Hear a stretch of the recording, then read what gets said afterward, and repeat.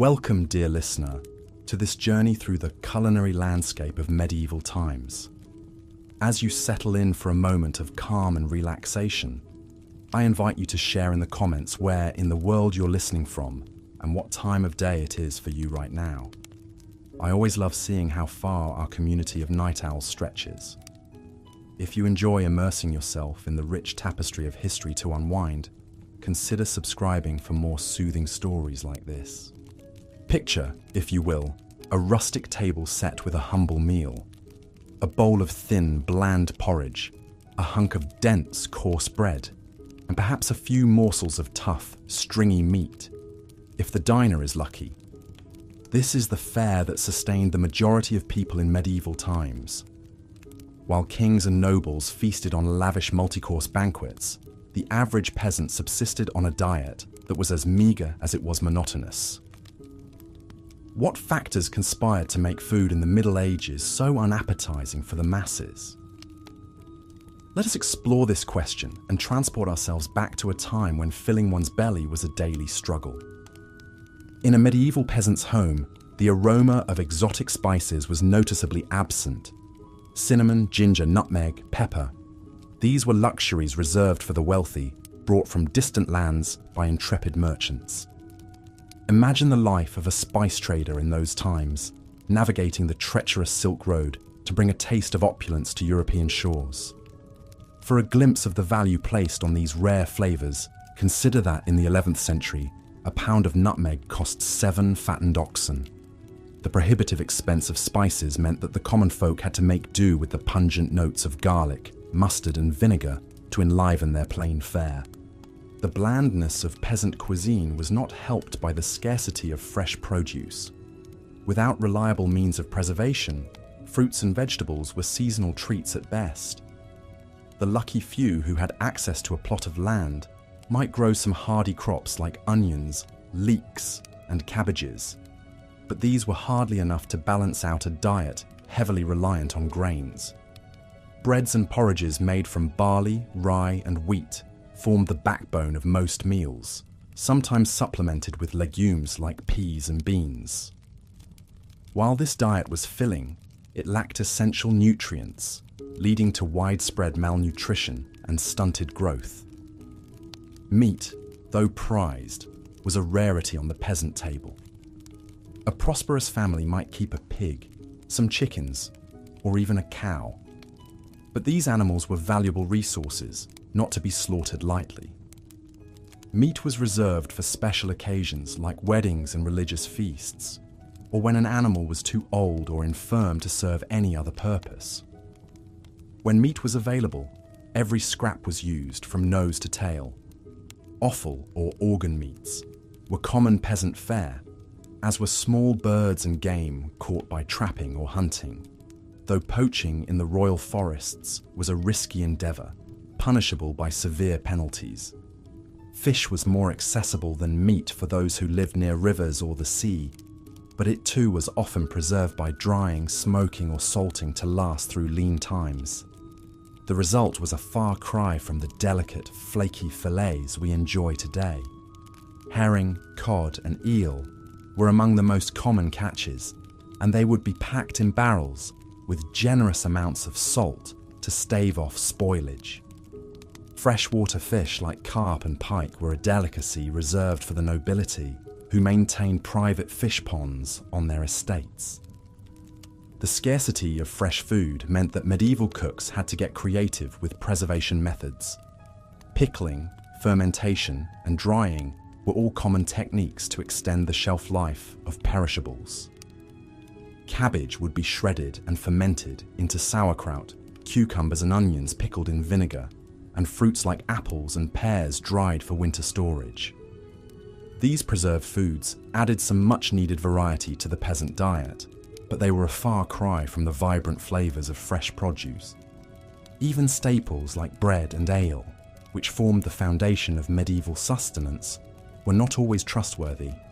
Unscrupulous bakers might stretch their dough with fillers like ground acorns, chalk, or even sawdust, leading to loaves that were as hard as rocks and about as nutritious. Ale, too, was often watered down to increase profits, a practice that earned some alewives a nasty reputation. In a time when clean drinking water was scarce, weak ale was often the only safe choice, as the brewing process helped to kill off harmful bacteria. This brings us to perhaps the most unappetizing aspect of medieval dining, the utter lack of hygiene. Without an understanding of germs and food safety, contamination was rampant. Livestock were often kept close to living quarters for warmth and protection, their waste seeping into the same areas where food was prepared and consumed. In crowded cities, garbage and human excrement filled the streets, tainting water sources and attracting vermin. It's no wonder that foodborne illnesses were rampant, with even royalty not immune to the perils of spoiled fare. King John of England, for example, is said to have died after overindulging in peaches and new cider, a feast that likely led to a fatal case of dysentery. The spectre of disease was never far from the medieval dinner table. The Black Death, which wiped out a third of Europe's population in the 14th century, spread in part due to the unsanitary conditions that allowed rats and fleas to thrive.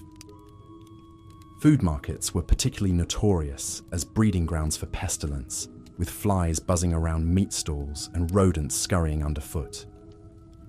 It's a wonder that anyone survived the perils of medieval dining at all.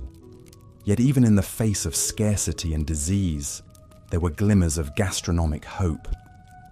Monasteries and abbeys often served as havens of relative plenty, with well-tended gardens and orchards providing a bounty of fresh produce.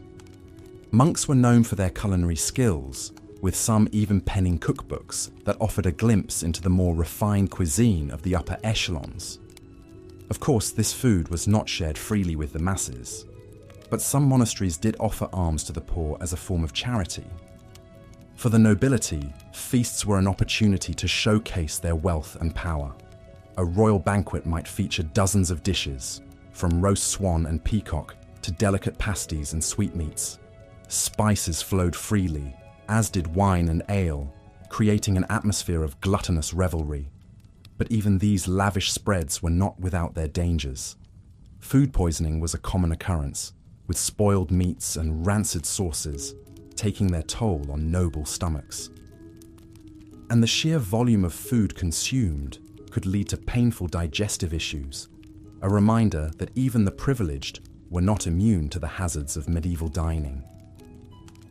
As we reflect on the harsh realities of food in the Middle Ages, it's hard not to feel a sense of gratitude for the abundance and variety that we enjoy today. Our supermarkets brim with fresh produce from around the globe, our meats are safe and sanitized, and our spice racks hold flavors that would have been the envy of any medieval monarch. Yet even as we savor the fruits of modernity, we can't help but marvel at the resilience and ingenuity of our ancestors, who made do with so little and found ways to survive in the face of unrelenting hardship. So the next time you sit down to a meal, take a moment to appreciate the bounty before you. Savor the flavors and textures that medieval peasants could only dream of, and raise a glass to the countless generations who toiled and struggled to bring us to this point. And if you find yourself grumbling about a less than perfect dish, spare a thought for the medieval diner, for whom even a simple bowl of porridge was a hard-won blessing. As we let our minds drift back to that distant past, let us take comfort in the knowledge that we are the fortunate inheritors of centuries of culinary progress. And let us not forget the lessons that history has to teach us. Lessons of perseverance, creativity, and the enduring power of the human spirit to find sustenance and joy, even in the darkest of times. And so, dear listener, I bid you good night, and sweet dreams of a world where food is not just a necessity, but a source of endless delight. May your own culinary journey be filled with flavor, nourishment, and the warm glow of gratitude for all that we have been given. Until next time, rest well and dream of feasts yet to come. Part 4. Adulterated food and drink. In the dimly lit streets of a medieval city, a baker surreptitiously glances left and right before ducking back into his shop. He pulls out a sack of sawdust and begins kneading it into the dough, stretching his paltry supply of flour. For many bakers, this deception was the only way to eke out a meager living. Bread was the lifeblood of the medieval diet, but its purity was often compromised. Unscrupulous bakers would add fillers like ground acorns, chalk, or sawdust to extend their dough. What resulted was a coarse, gritty loaf that offered little nutrition. The very staple that sustained peasants through their back-breaking labour had become yet another hardship to endure. Ale and wine, too, fell victim to the desperation of the times. Alewives and innkeepers, struggling to turn a profit, would water down their brew to stretch it further. The resulting drink was a thin, sour swill that bore little resemblance to the hearty ale that was the pride of the British Isles. One such alewife, Elizabeth, toils over her bubbling cauldron, stirring in yet another bucket of cloudy water.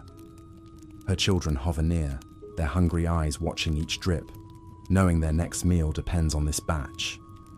As she ladles out a mug of the watered-down brew, she sighs, remembering the rich, full-bodied ale her grandmother once crafted, a family recipe now lost to necessity. In a time when clean drinking water was a rarity, this adulterated ale and wine became an unfortunate necessity. Wells and rivers were often contaminated by human and animal waste, making them rife with disease. The alcohol in these drinks, though diluted, was still potent enough to kill some of the harmful bacteria. And so, peasants were forced to choose between risking the sickness of tainted water or the empty calories of watered-down ale. Attempts were made to curb these deceptive practices. The Assize of Bread and Ale, a 13th century law, set strict regulations on the price, weight, and quality of bread and ale. Transgressors faced hefty fines or even time in the pillory. But with the limited means of enforcement and the desperation of the poor, these laws did little to stem the tide of food adulteration.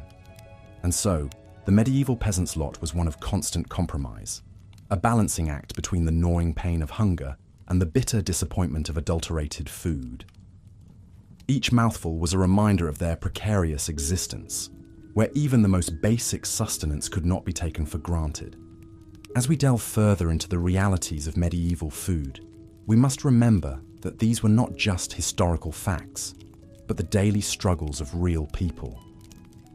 In our next chapter, we'll explore how the very spaces in which they lived contributed to the challenges they faced in securing a decent meal, the close quarters shared by man and beast, and the lack of sanitation that plagued medieval cities, made the simple act of eating a perilous proposition.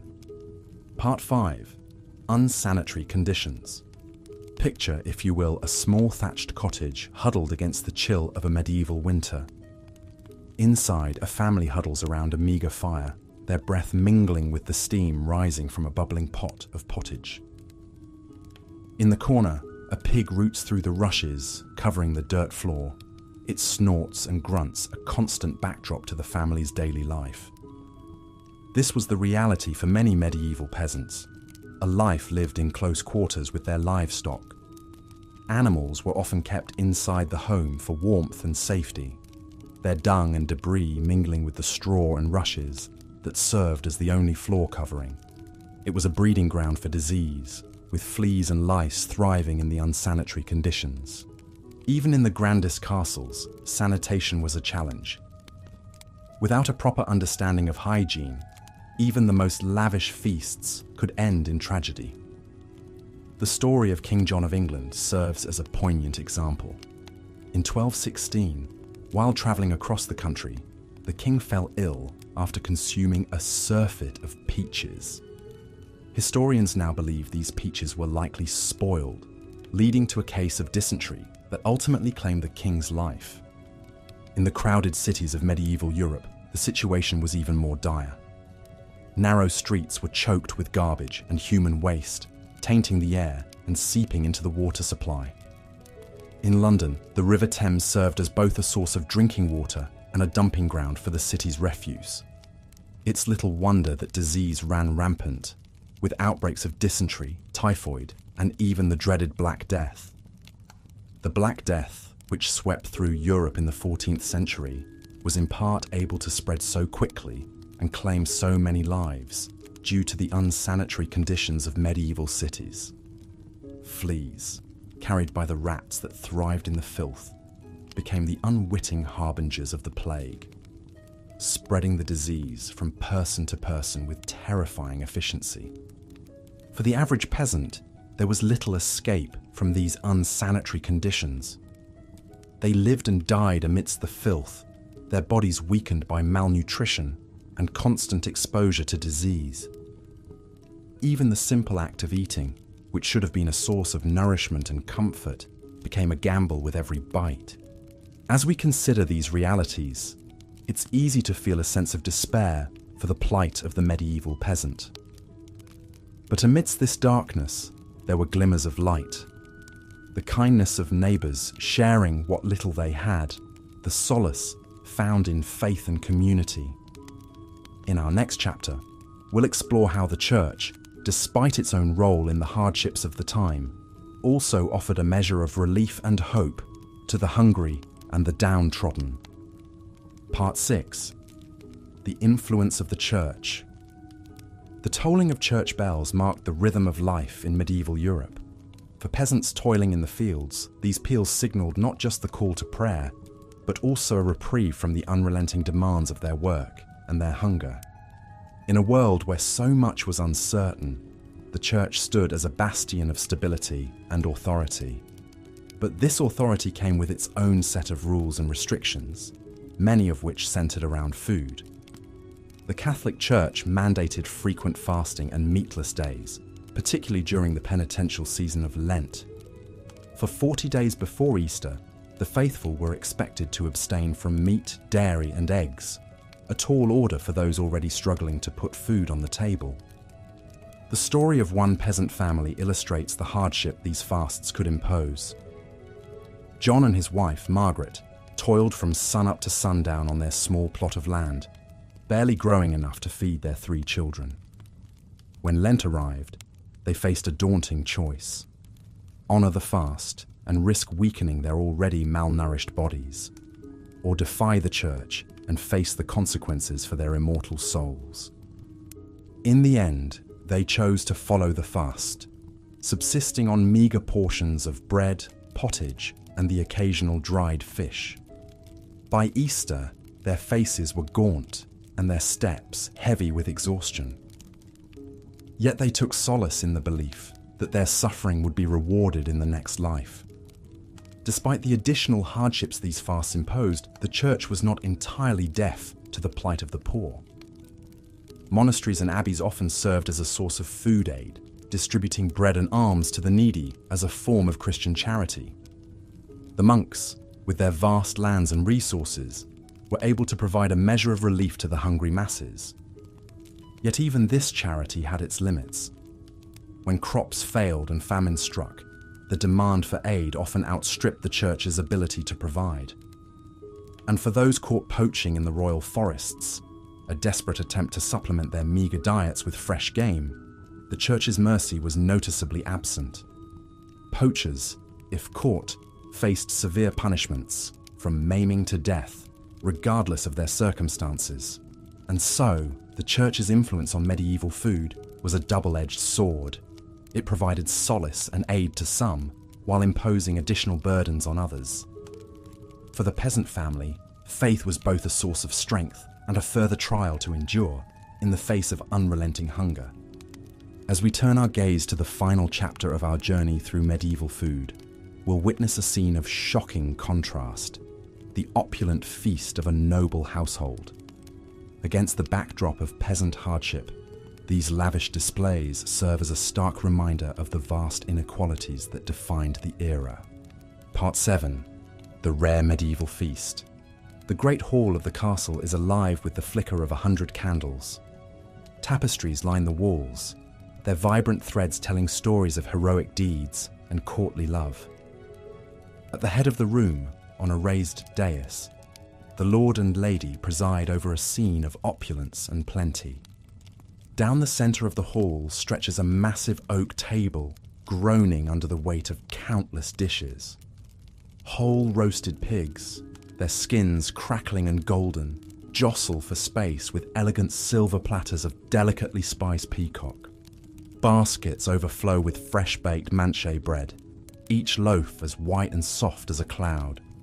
The air is thick with the aroma of saffron, cinnamon, and cloves, spices so precious they're worth their weight in gold. In the castle kitchens, the master cook orchestrates a symphony of culinary creation.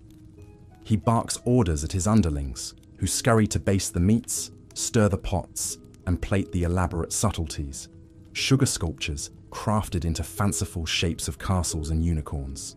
For the cook, this feast is a chance to showcase his artistry and ingenuity, to solidify his reputation and secure his place in his lord's favor.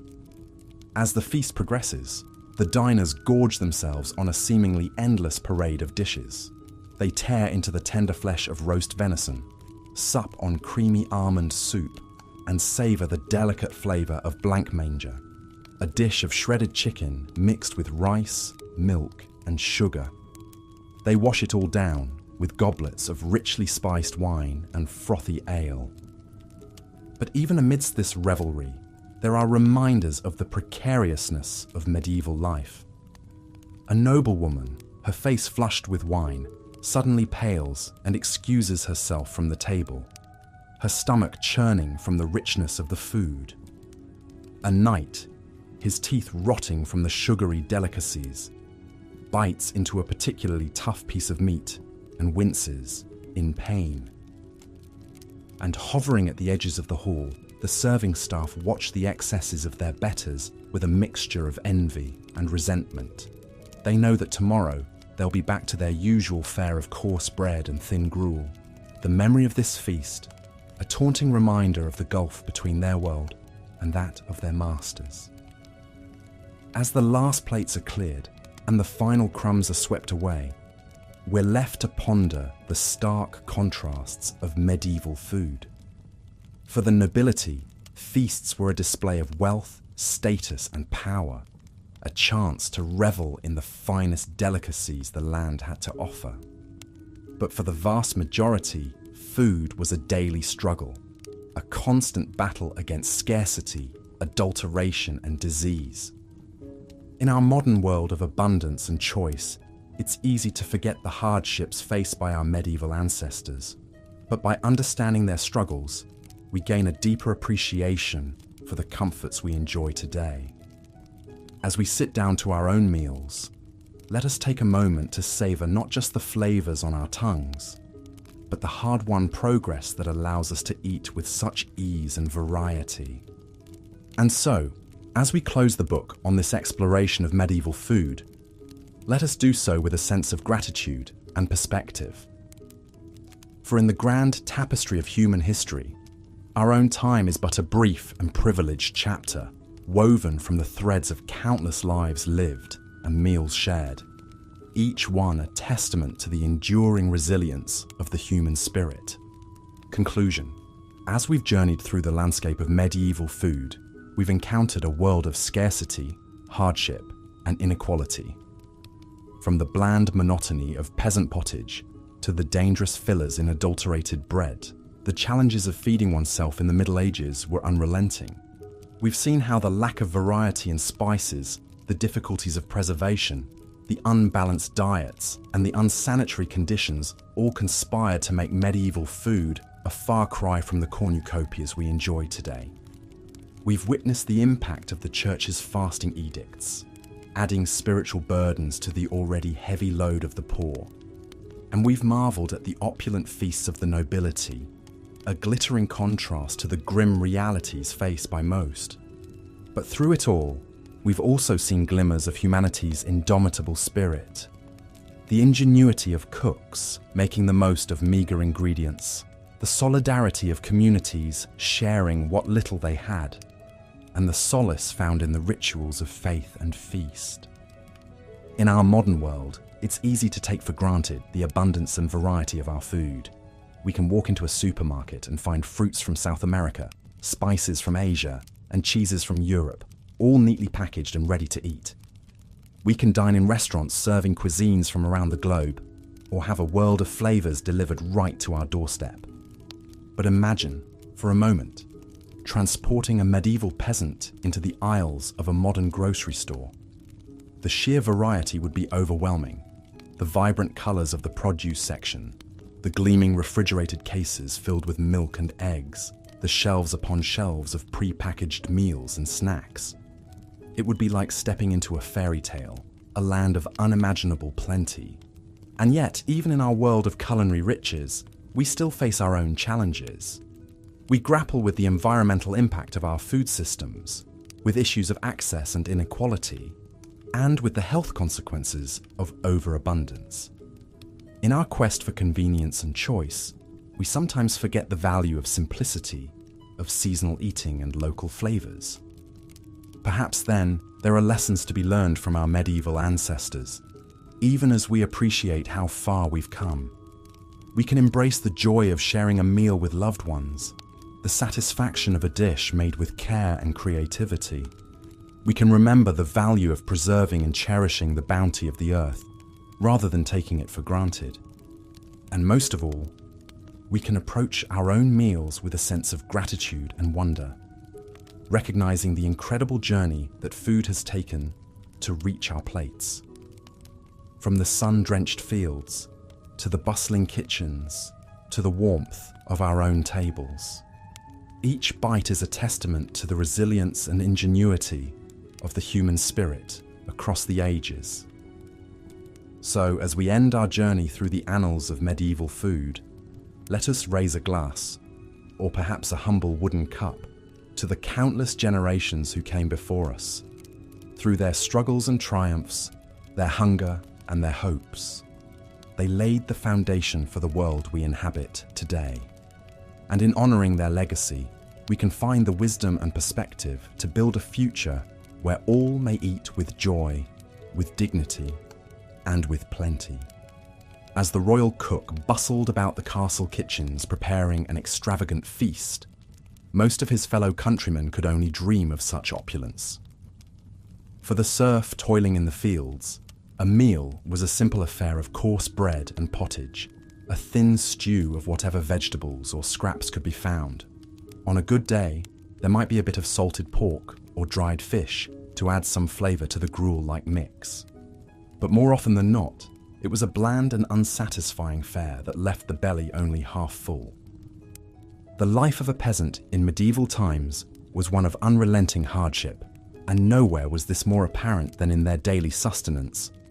While the nobles dined on exotic dishes, flavored with costly spices from far-off lands, the common folk subsisted on a diet that was as monotonous as it was meager.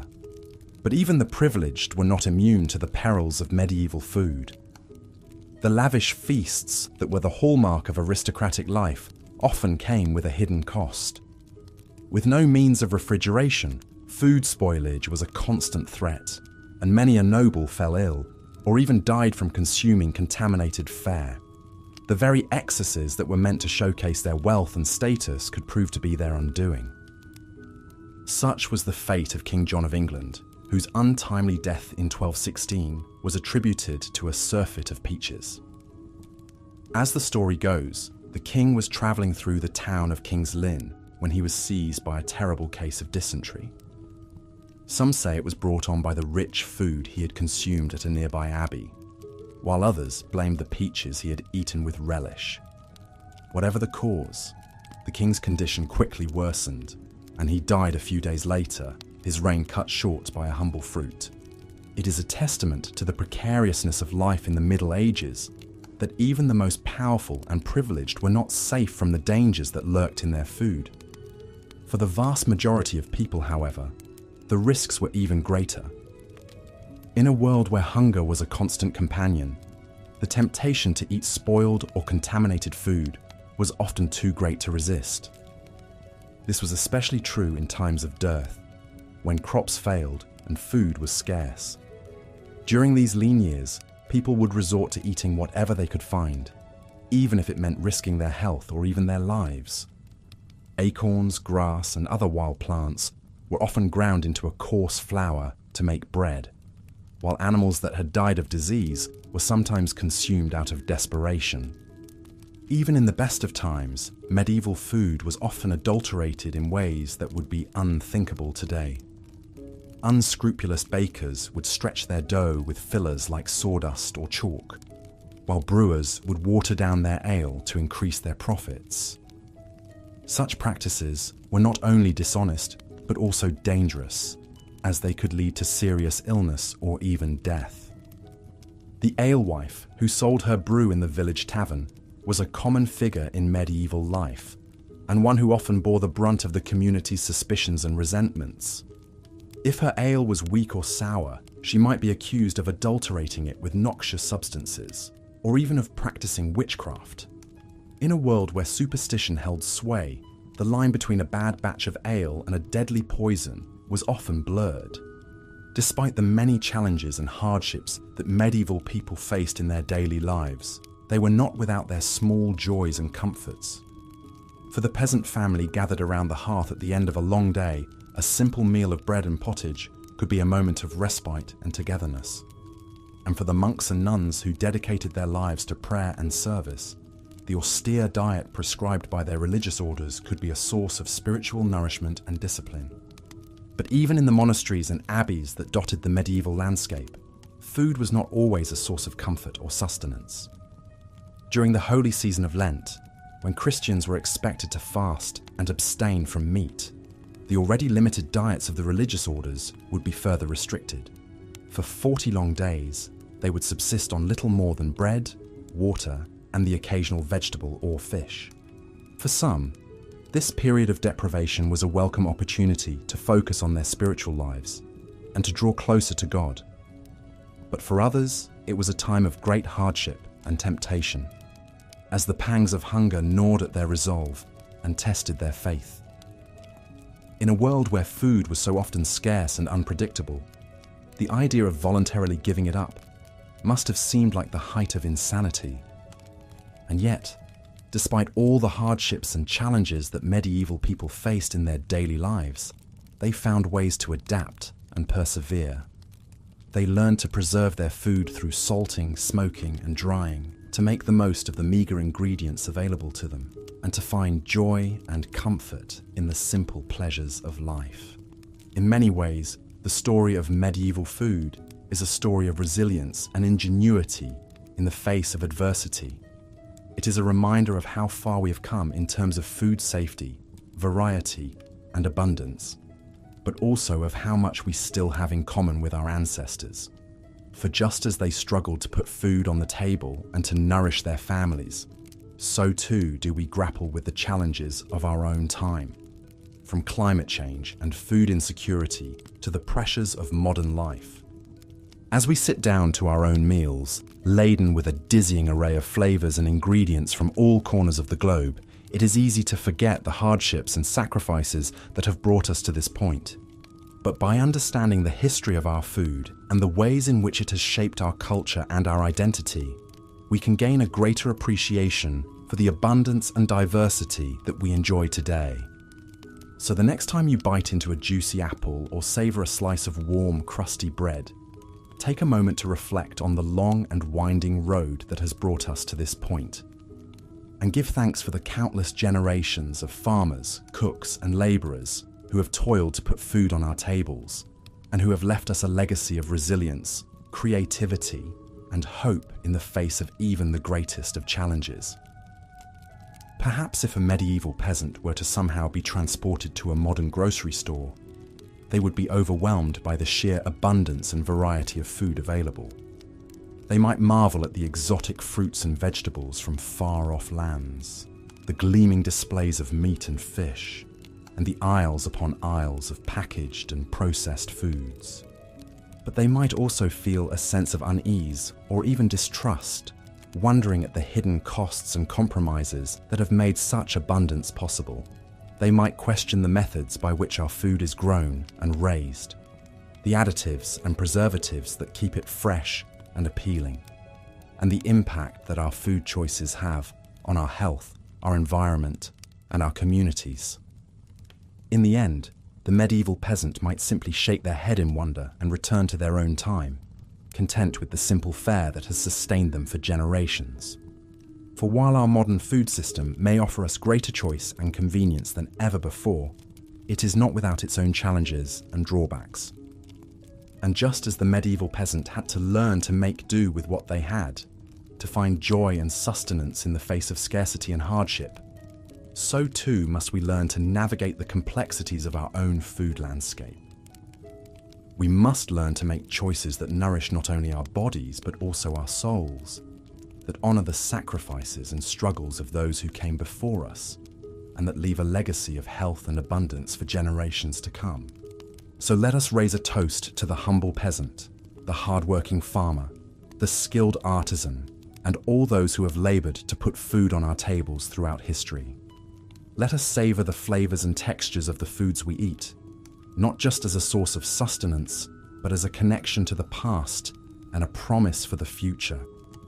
And let us never forget the power of food to bring us together, to nourish our bodies and our spirits, and to remind us of our shared humanity in the face of even the greatest of challenges.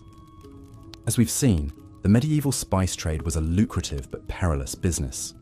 Those who controlled the flow of spices could amass great fortunes, while those who toiled to bring these precious commodities to Europe risked life and limb. One such spice merchant was a man named Giovanni di Marignoli. Born in the early 14th century to a noble Florentine family, Giovanni seemed destined for a life of ease and comfort. But a restless spirit and a thirst for adventure led him down a different path. In 1338, Giovanni set out on a journey that would take him across the known world, from the bustling ports of Italy to the distant lands of China and India. As a papal envoy and missionary, his official purpose was to spread the Christian faith. But Giovanni was also a keen businessman, always on the lookout for valuable spices and other exotic goods to bring back to Europe. Giovanni's travels were fraught with danger at every turn. He crossed the vast deserts of Central Asia, braving sandstorms and bandits. He navigated treacherous mountain passes in the Himalayas, battling altitude sickness and frostbite. He sailed the storm-tossed seas of the Indian Ocean, praying to survive each monsoon season. But for all the hardships he endured, Giovanni was also enchanted by the wonders he encountered. He marveled at the gleaming white palaces of Khan Balik, the Mongol capital later known as Beijing. He admired the pious devotion of the Thomas Christians in southern India. He reveled in the heady scents and flavors of the spice markets in Ceylon and Malabar. Along the way, Giovanni gathered a rich cargo of cinnamon, pepper, cloves, and nutmeg, carefully packed in chests to protect them from moisture on the long journey home. He knew that if he could bring these spices safely back to Italy, he stood to make a fortune. But Giovanni's luck was not to hold. According to some accounts, his ship was lost at sea on the return voyage, taking him and his precious spices down to the briny deep. Other tales hold that he survived the journey, only to be robbed and murdered by brigands on the outskirts of Florence, his spices scattered to the wind. Whatever the truth of his fate, Giovanni di Marignoli's story reminds us of the incredible risks and rewards of the medieval spice trade. For a few wealthy merchants and lucky adventurers, spices could be a ticket to untold riches. But for most, like Giovanni, they remained a tantalizing dream, always just out of reach. As we drift off to sleep, let us imagine we are in a bustling spice market in some far-flung corner of the medieval world. The air is thick with the scent of pepper and cinnamon, cardamom and saffron. Merchants haggle in a dozen different tongues, their voices rising and falling like the tide. We wander the narrow lanes, baskets in hand, marveling at the colourful mounds of spices from every corner of the globe. Here, a pile of ginger root, gnarled and pungent. There, a heap of cloves like tiny brown nails, their aroma warm and sweet. But as we fill our baskets, we can't help but feel a pang of regret for the many who will never taste these flavours.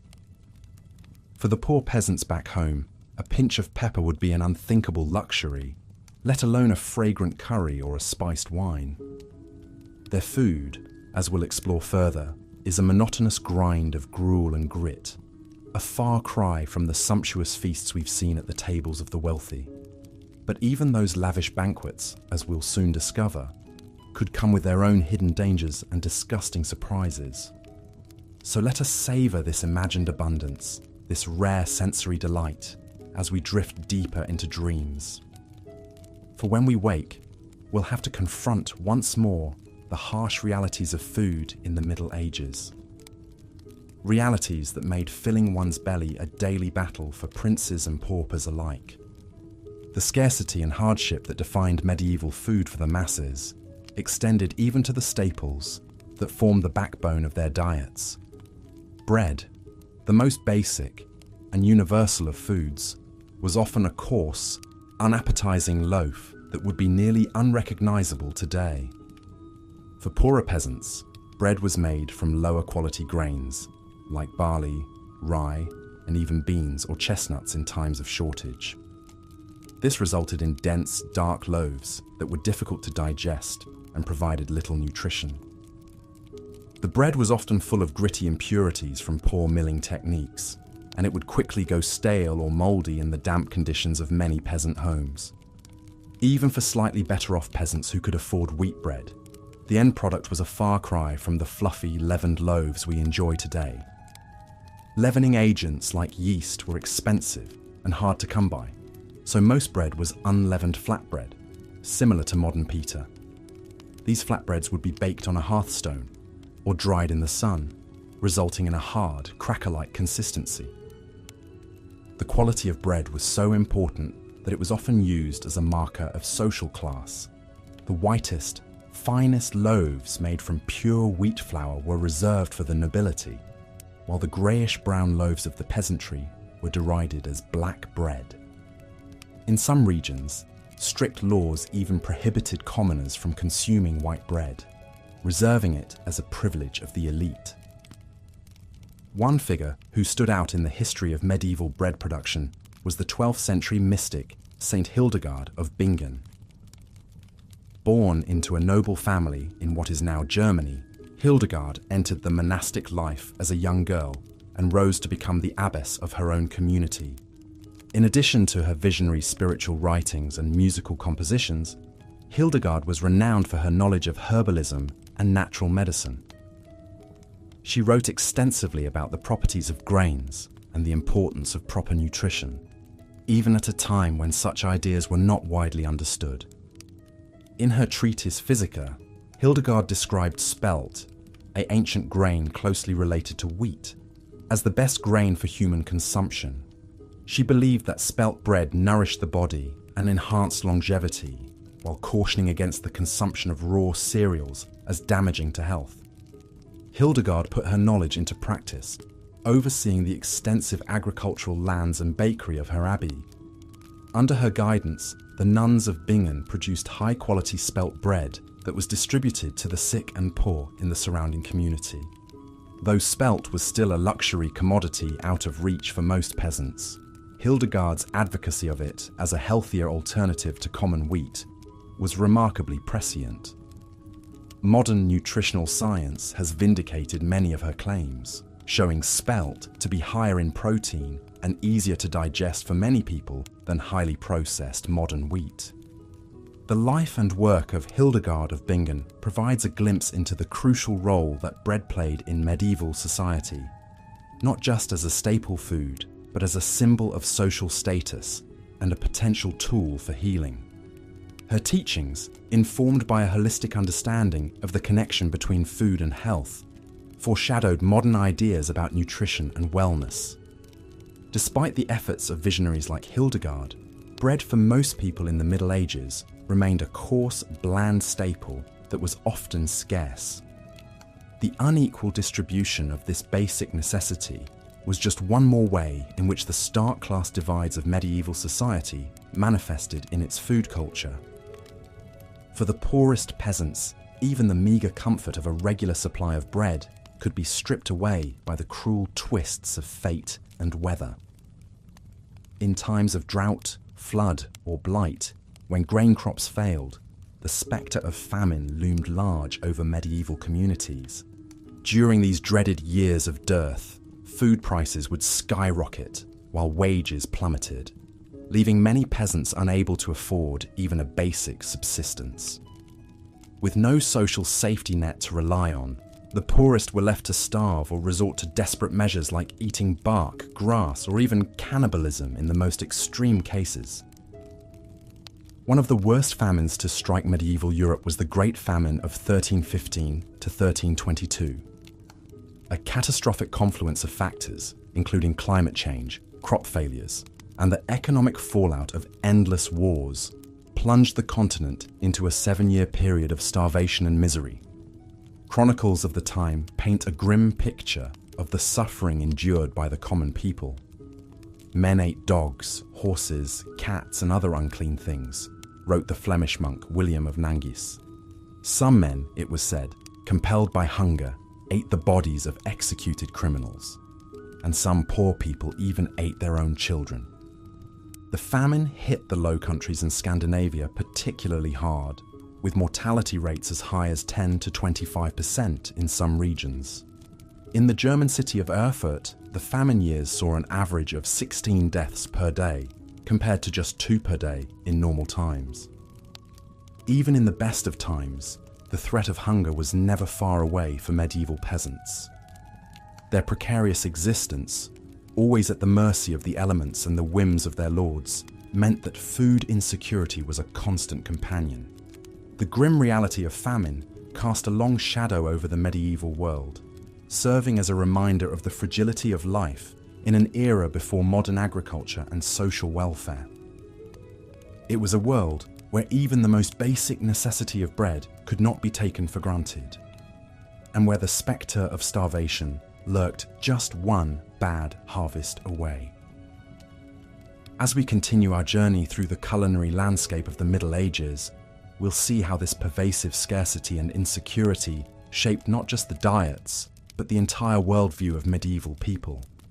In a time when a full belly was a luxury and a stale crust a treasure, food took on a significance that is hard to imagine from our modern vantage point of abundance and choice. But first, let's turn our attention to another staple of the medieval diet that was scarcely more appetizing than the era's bread: meat. For all but the wealthiest nobles, meat was a rare treat reserved for special occasions. And when it did appear on the menu, it often came in forms that would turn the stomachs of modern diners. In the absence of refrigeration, medieval people had to rely on a variety of preservation methods to keep meat from spoiling. Salting was the most common technique, with heavily salted meats being a staple of winter diets. But the salt itself was often of poor quality, full of impurities that could make the meat taste bad or even cause illness. Smoking and drying were also used to preserve meats, particularly in the form of sausages and hams. These could keep for longer periods, but would become hard and unappetizing over time, with a texture more akin to leather than to the juicy, tender meats we enjoy today. For most peasants, meat usually meant tough, stringy cuts from older animals that were no longer useful for milk or labor. Beef was rarely eaten by commoners, as cattle were simply too valuable to slaughter. Pork and poultry were somewhat more common, but were still luxury items for most. The type and amount of meat in medieval diets varied significantly by region and social status. In Slavic regions and parts of Scandinavia, people largely relied on freshwater fish rather than terrestrial meat. Hunting was a cherished privilege of the nobility, who jealously guarded their exclusive rights to venison and other game meats. One vivid glimpse into the inequality of medieval meat consumption comes from the records of King Richard II's cooks in the late 14th century. For a single royal feast in 1387, the kitchens prepared 2,000 chickens, 400 sheep, 500 stags, and 1,000 little pigs. Fare fit for a king indeed. In contrast, a peasant family might expect to eat meat only a handful of times per year, usually on major religious holidays like Christmas and Easter. Even then, the cuts would be meagre and have been scrupulously saved for months. But for one brief moment in the history of medieval England, the humble peasantry got a taste of the bounty usually reserved for their betters. In the aftermath of the Black Death, which killed up to half the population in the mid-14th century, the massive labour shortage gave surviving peasants newfound bargaining power. With fewer mouths to feed and a surplus of land, many peasants found themselves in the novel position of being able to demand higher wages and better living conditions. For a few short decades, the standard of living for English commoners actually improved markedly. Meat consumption rose as more peasants could afford to keep livestock for their own tables rather than for the markets. Wages doubled or even tripled in some regions, allowing labouring families to supplement their usual fare of porridge and bread with the occasional chicken, pig, or even cow. But this golden age for the peasantry was to be short-lived. The landed nobility, alarmed at the rising power of the lower classes, fought back with laws attempting to freeze wages at pre-plague levels and tie peasants to the land. The tensions between the emboldened peasantry and the reactionary aristocracy would erupt in the Peasants' Revolt of 1381. Though the revolt was brutally suppressed, with its leaders executed and its gains largely rolled back, it stands as a testament to the transformative impact of the Black Death on medieval society. For a brief, shining moment, the common people of England got a taste of a life less constrained by scarcity and toil. But for most of the Middle Ages, and for most people, meat remained a rare and coveted treat. Its scarcity made it a potent symbol of status and wealth, a tangible reminder of the chasm between the haves and have-nots. In the great halls of castles and manors, nobles and knights feasted on heaping platters of roasted game and delicate fowl, washing it down with fine wines and honeyed mead. But in the hovels of the peasantry, a scrap of salted pork or a stringy chicken leg was a hard-won delicacy to be savoured and stretched as far as it could go. This disparity in access to such a basic foodstuff underscores the harsh inequalities that defined life in the Middle Ages. In a world where even a full belly was a mark of privilege, the gulf between rich and poor was as wide as the distance between a king's banquet table and a peasant's empty trencher. As we've seen, the rare morsel of meat was a highlight in the otherwise dreary and monotonous diet of most medieval people. But even this small pleasure was subject to strict regulation by the power of the Church. In medieval Europe, the Catholic Church wielded immense influence over every aspect of daily life, and food was no exception. The church calendar was dotted with fast days and meatless days, when the consumption of animal products was strictly forbidden. The most significant of these was the season of Lent, the 40-day period leading up to Easter. During this time, all meat, dairy, and eggs were off limits, leaving the faithful to subsist on a meagre diet of fish, vegetables, and bread. For wealthy nobles, this was a minor inconvenience. They could afford to import exotic fruits, nuts, and spices to liven up their Lenten fare, and their well-stocked fish ponds ensured a steady supply of fresh seafood. But for the poor, Lent meant an even more restricted and monotonous diet than usual.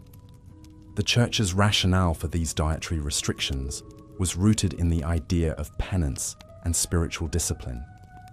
By denying themselves the pleasures of the flesh, even in the form of food, the faithful were thought to be purifying their souls and aligning themselves with the suffering of Christ.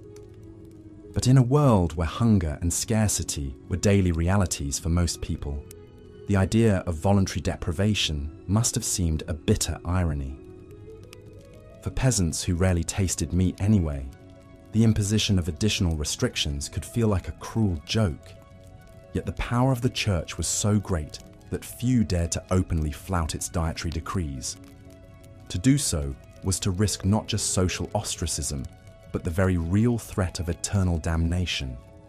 In a time when the afterlife was considered more real and important than earthly existence, this was a potent deterrent indeed. One poignant tale that illustrates the hardships of Lenten fasting comes from the records of a 14th century English manor. In 1322, a peasant woman named Agnes Paston was brought before the manor court on charges of stealing 2 loaves of bread during Lent. In her defence, Agnes pleaded that she had stolen the bread to feed her starving children, who were too young to understand the rules of the fast. She begged for mercy, arguing that surely God would not want her innocent babes to go hungry. The court, moved by her plea, took the unusual step of acquitting Agnes of the theft charge. But they still admonished her for breaking the Lenten fast, reminding her that the needs of the soul must take precedence over the desires of the body. For Agnes and countless others like her, the rigid dietary restrictions of the church must have seemed like just one more burden in a life already defined by hardship and hunger. In a world where food was scarce and survival precarious, the idea of willingly forgoing what little sustenance was available must have been difficult to swallow. But the church's influence on medieval food culture wasn't entirely negative. Monasteries and abbeys were often at the forefront of agricultural innovation, pioneering new techniques for crop rotation, irrigation, and selective breeding. They also served as repositories of classical knowledge about agriculture and food preservation, keeping alive the wisdom of ancient Rome and Greece. Moreover, the church played a vital role in providing food aid to the poor and hungry. Monasteries were known for their charitable distribution of bread and ale to the needy, and many operated hospitals and almshouses to care for the sick and destitute. In a time before social welfare programs or organized charity, the church was often the only safety net available to the most vulnerable members of society. Its teachings about the virtues of charity and the sin of gluttony helped to create a moral imperative for those with means to share their bounty with the less fortunate.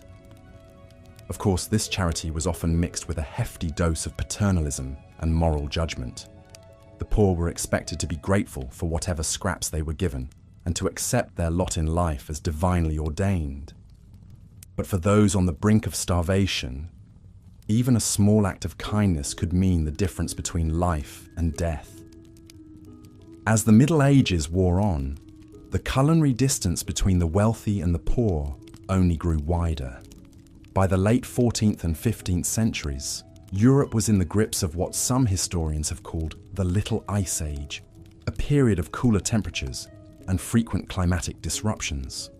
Crop yields declined as fields were battered by droughts, floods, and unseasonable frosts. Food prices skyrocketed, leaving many commoners unable to afford even basic staples. At the same time, the Black Death and subsequent waves of plague had decimated the population, leading to labor shortages and rising wages. In response, the nobility and emerging merchant class doubled down on conspicuous consumption as a way to display their wealth and status. Lavish banquets featuring exotic dishes and opulent displays of sugar sculptures and gilded peacocks became the order of the day. Meanwhile, the poor were left to survive on whatever meager scraps they could scrounge. In times of dearth, many were reduced to eating famine bread, made from a desperate mix of peas, beans, acorns, and even sawdust. Others resorted to foraging for wild plants or hunting any animals they could catch, from rodents to crows. But even in the midst of this stark inequality, there were glimmers of hope and resistance. Peasant revolts, like the English Rising of 1381 or the German Bundschuh movement of the early 16th century, saw the common people rising up to demand better treatment and a fairer share of the wealth. While these uprisings were often brutally suppressed, they nonetheless testified to the unquenchable human spirit and the enduring dream of a world where everyone could enjoy the basic dignity of a full belly and a decent life. And in the kitchens and gardens of ordinary people, the seeds of a more vibrant and diverse food culture were being planted. Women, who bore the primary responsibility for feeding their families, were the unsung heroes of medieval cuisine.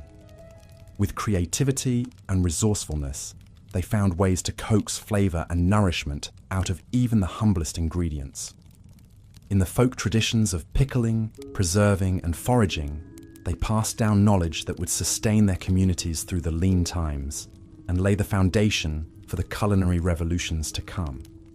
And in the communal ovens and shared meals of village life, they nurtured a spirit of solidarity and resilience that would prove as sustaining as any loaf of bread.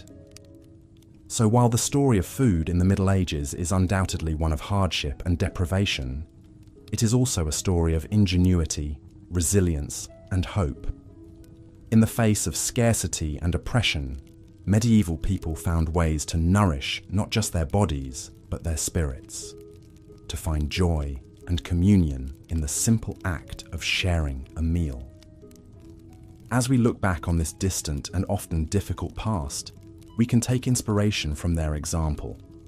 In a world that is still riven by inequality and hunger, their story reminds us of the fundamental human right to food and the vital importance of fighting for a more just and sustainable food system.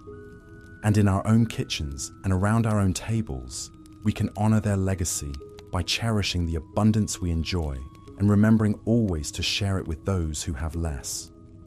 For in the end, the true measure of a society is not in the opulence of its feasts, but, as we've seen, for the vast majority of people in medieval Europe, food was a daily struggle of scarcity, monotony, and even danger. But there was one place where the food was always abundant, always varied, and always exquisite: the royal court. While peasants subsisted on gruel and stale bread, nobles feasted on the finest delicacies the land had to offer. Imagine being the royal cook, entrusted with the monumental task of preparing lavish meals for the king and his court. Your day begins before dawn as you oversee the delivery of ingredients from far and wide.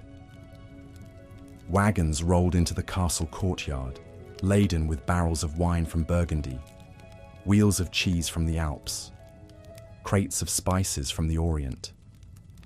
The king's huntsmen rode in with deer and boar slung over their saddles, ready to be transformed into savory roasts and pies. In the cavernous castle kitchens, a small army of servants bustled about under your command. Fires roared in the great hearths as spits turned slowly, roasting meats to perfection. Cauldrons bubbled with fragrant stews and soups, while bakers kneaded dough for bread and pastries. The air was thick with the aroma of exotic spices: cinnamon, cloves, nutmeg, cardamom, each worth more than their weight in silver.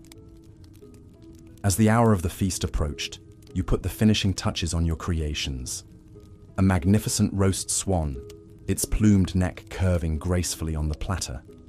A gleaming aspic, studded with gems of fruit and topped with gold leaf. A towering subtlety in the shape of the king's coat of arms, painted in vibrant hues. Each dish was a work of art, crafted to delight the eye as much as the palate.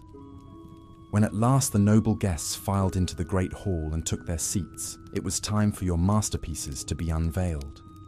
Servants paraded the platters in, presenting each to the high table with a flourish. The guests oohed and ahed as they were served, marveling at the bounty before them. For a few glorious hours they dined like gods, sampling delicacies from every corner of the known world. But even here, in the rarefied realm of the royal court, the spectre of illness lurked behind the splendor. For all their expense and artistry, even the most sumptuous dishes could harbor deadly spoilage. And the sheer excess of the feast often led to overindulgence, as nobles gorged themselves far past the point of satisfaction.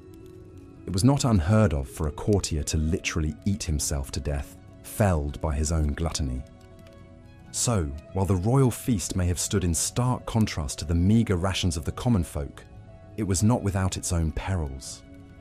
In a world without refrigeration or food safety standards, no one was truly safe from the dangers of the dining table.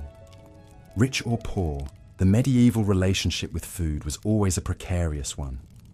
Today, we can scarcely imagine the hardships that our ancestors endured simply to fill their bellies. The poorest among us have access to a variety and quality of food that would have been unthinkable even for medieval kings. We can walk into a gleaming supermarket and find fruits and vegetables from every season, meats and cheeses from every continent, spices and sauces from every cuisine. We can eat what we want, when we want, without fear of famine or food poisoning. But perhaps, in our abundance, we have lost something as well. The medieval peasant, for all his suffering, likely felt a deep connection to the land and the turning of the seasons. He knew intimately the sweat and toil that went into every mouthful. While we may pity him his limited options, he would likely look upon our pre-packaged, mass-produced meals with a mixture of wonder and horror. One can imagine a medieval serf transported to the snack aisle of a modern grocery store, marveling at the colourful bags and boxes stretching out before him. He picks up a shiny packet, turning it over in his weathered hands. Cheetos, he reads slowly, sounding out the unfamiliar word. Made with real cheese. He shakes his head in disbelief. Real cheese? For a mere peasant? Impossible. He puts it back on the shelf and moves on, overwhelmed by the strange bounty of this new world. As we drift off to sleep, bellies full of whatever we desire, let us take a moment to reflect on the privilege of choice. Let us remember the countless generations who came before, who fought and scraped and starved so that we might have the luxury of a full larder. And let us be grateful for the simple, everyday miracle of enough to eat.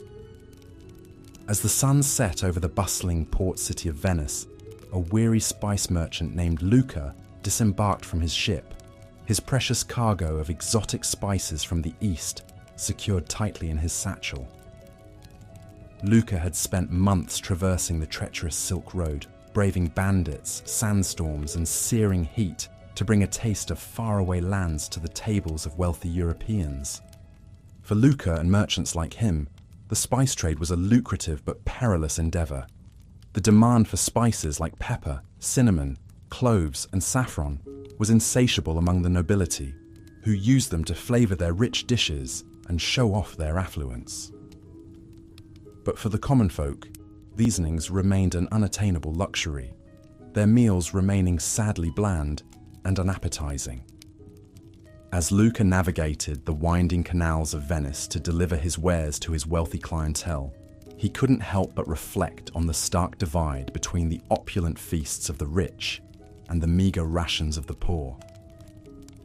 While nobles dined on succulent roasts, flavoured with exotic spices, peasants subsisted on little more than coarse bread and watery porridge, their palates never knowing the lively tang of pepper or the warm, sweet embrace of cinnamon. The life of a spice merchant was one of constant movement and danger, with fortunes won and lost on the whims of the sea and the shifting sands of the desert. Luca had seen his fair share of hardships on his journeys. Attacks by marauding bandits, treacherous mountain passes, and the ever-present threat of disease. But he pressed on, driven by the promise of riches and the thrill of the unknown. As he made his final deliveries and counted his profits, Luca couldn't shake the feeling that for all the wealth and prestige the spice trade brought him, it remained a bitter reminder of the deep inequalities that plagued medieval society. While he dined on saffron-infused stews and fragrant spiced wines, the common people went to bed with growling stomachs, their dreams haunted by the enticing aromas that wafted from the kitchens of the elite. With a heavy heart, Luca retired to his lavish villa for the night, knowing that tomorrow he would once again set sail for distant lands, chasing the promise of fortune and leaving behind a world where the simple pleasure of a flavorful meal remained an unattainable dream for most. As the first light of dawn crept over the horizon, a weary housewife named Matilda stirred from her slumber, her mind already racing with the countless tasks that lay ahead. For Matilda and countless other women across medieval Europe, The arrival of autumn heralded not a season of bountiful harvests and joyous feasts, but rather a time of ceaseless labour and gnawing anxiety about the looming spectre of winter. With the days growing shorter and the nights turning colder, Matilda knew that she had precious little time to preserve what meagre crops her family had managed to coax from the unyielding earth. Every scrap of food was precious, and nothing could be allowed to go to waste, lest they face the unthinkable prospect of starvation in the bleak months ahead. As she set about her work, Matilda's mind wandered to the lavish feasts of the nobility, where sumptuous meats and exotic delicacies were consumed with wanton abandon. For her and her fellow peasants, such extravagances were little more than cruel jests, taunting reminders of the vast chasm that separated the haves from the have-nots in the rigid hierarchy of medieval society. With calloused hands and an aching back, Matilda toiled from dawn until dusk, salting and smoking what little meat they had managed to raise, pickling vegetables in precious vinegar, and hanging herbs to dry in the rafters. The work was monotonous and exhausting, but she couldn't afford to rest, knowing that every morsel she preserved now could mean the difference between life and death come winter. As the days wore on and the leaves began to turn, Matilda's thoughts turned to the harsh realities that lay ahead. Even with all her hard work, she knew that the winter would be a time of scarcity and hardship, with meals consisting of little more than coarse bread and thin gruel, day after day. The spectre of hunger was a constant companion, lurking just beyond the threshold, waiting to sink its icy claws into the vulnerable and the weak. But even in the face of such bleak prospects, Matilda found solace in the knowledge that her tireless efforts would at least give her family a fighting chance. With a fierce determination burning in her heart, she continued her labours, her hands raw and her spirit weary, but her resolve unshakable. For in a world where famine and privation were constant threats, the simple act of preserving food was an act of defiance, a stubborn refusal to submit to the unyielding cruelty of fate. As the first snowflakes began to fall and the chill winds of winter swept across the land, Matilda could only pray that her labours had been enough. With a heavy heart and an empty larder, she prepared to face the long, dark months ahead, knowing that for her and countless others like her, the struggle for survival was only just beginning. In a grand castle nestled amidst rolling hills and verdant forests, a lavish feast was underway, the great hall filled with the raucous laughter and clinking of goblets as nobles from far and wide gathered to partake in an extravagant display of wealth and power. At the head of the table sat the lord of the manor, his bejeweled fingers tearing into a succulent roast swan, its delicate flesh flavoured with exotic spices from distant lands. All around him, the tables groaned under the weight of countless delicacies, savoury meat pies, rich stews, and decadent pastries, each one a testament to the skill of the castle's master chefs. The air was thick with the aroma of roasting meats and the heady scent of mulled wine, a sensory feast that stood in stark contrast to the meagre rations of the serfs toiling in the fields beyond the castle walls. For these lowly peasants, the very notion of such a feast was little more than a cruel fantasy, a tantalizing glimpse of a world forever beyond their reach. As they huddled in their draughty hovels, their bellies gnawing with hunger, they could only dream of the rich flavors and sumptuous textures that graced the tables of their betters. Their own meals, if they could even be called that, consisted of little more than a thin gruel made from whatever scraps and leftovers they could scrounge together. A few lucky ones might have a meagre crust of bread to gnaw on, but for most, even that was a rare luxury. The thought of meat, let alone the succulent delicacies being devoured by the nobles, was little more than a distant fantasy. As the feast wore on, and the wine flowed freely, the nobles grew ever more boisterous, their laughter ringing through the halls and echoing off the stone walls. They traded bawdy jokes and tales of their exploits, their faces flushed with the warmth of the fire and the satisfaction of their overindulged appetites. But beyond the castle walls, the serfs huddled in their misery, their stomachs cramping with hunger and their hearts heavy with the knowledge that they would likely never know the pleasures of a full belly or a contented smile. For them, life was little more than an endless cycle of backbreaking labor and gnawing hunger, the cruel whims of fate forever conspiring to keep them in their place. As the last embers of the feast's great fires died out and the nobles retired to their plush chambers, the serfs returned to their own meager dwellings, their minds haunted by the tantalizing aromas and raucous laughter that had filled the night air. With heavy hearts and empty stomachs, they settled in for another long, cold night, the spectre of hunger their constant companion and the dream of a better life little more than a cruel, taunting mirage. In the bustling streets of a medieval town, an alewife named Agnes hurried to and fro, her arms laden with jugs of her latest brew. Agnes was a stout, no-nonsense woman who had been brewing ale for as long as anyone could remember. It was a hard life, fraught with long hours and meagre profits, but it was the only life she had ever known. As she made her way through the winding alleys, dodging the refuse and filth that littered the streets, Agnes couldn't help but feel a pang of guilt over the shortcut she had taken with her latest batch. Times were tough, and the price of grain had skyrocketed, leaving her with little choice but to stretch her ale with a bit of extra water. It was a risky move, one that could land her in hot water with the local authorities if anyone found out. But what choice did she have? Agnes knew that her customers, mostly hard-working labourers and craftsmen, relied on her ale to provide a brief respite from the drudgery of their daily lives. They craved the rich, hearty flavour and the pleasant buzz that came with a few pints after a long day's work. But with the cost of ingredients eating into her already meagre profits, Agnes had been forced to cut corners wherever she could. As she arrived at the tavern and began to unload her wares, Agnes couldn't shake the nagging feeling that she was betraying her customers' trust.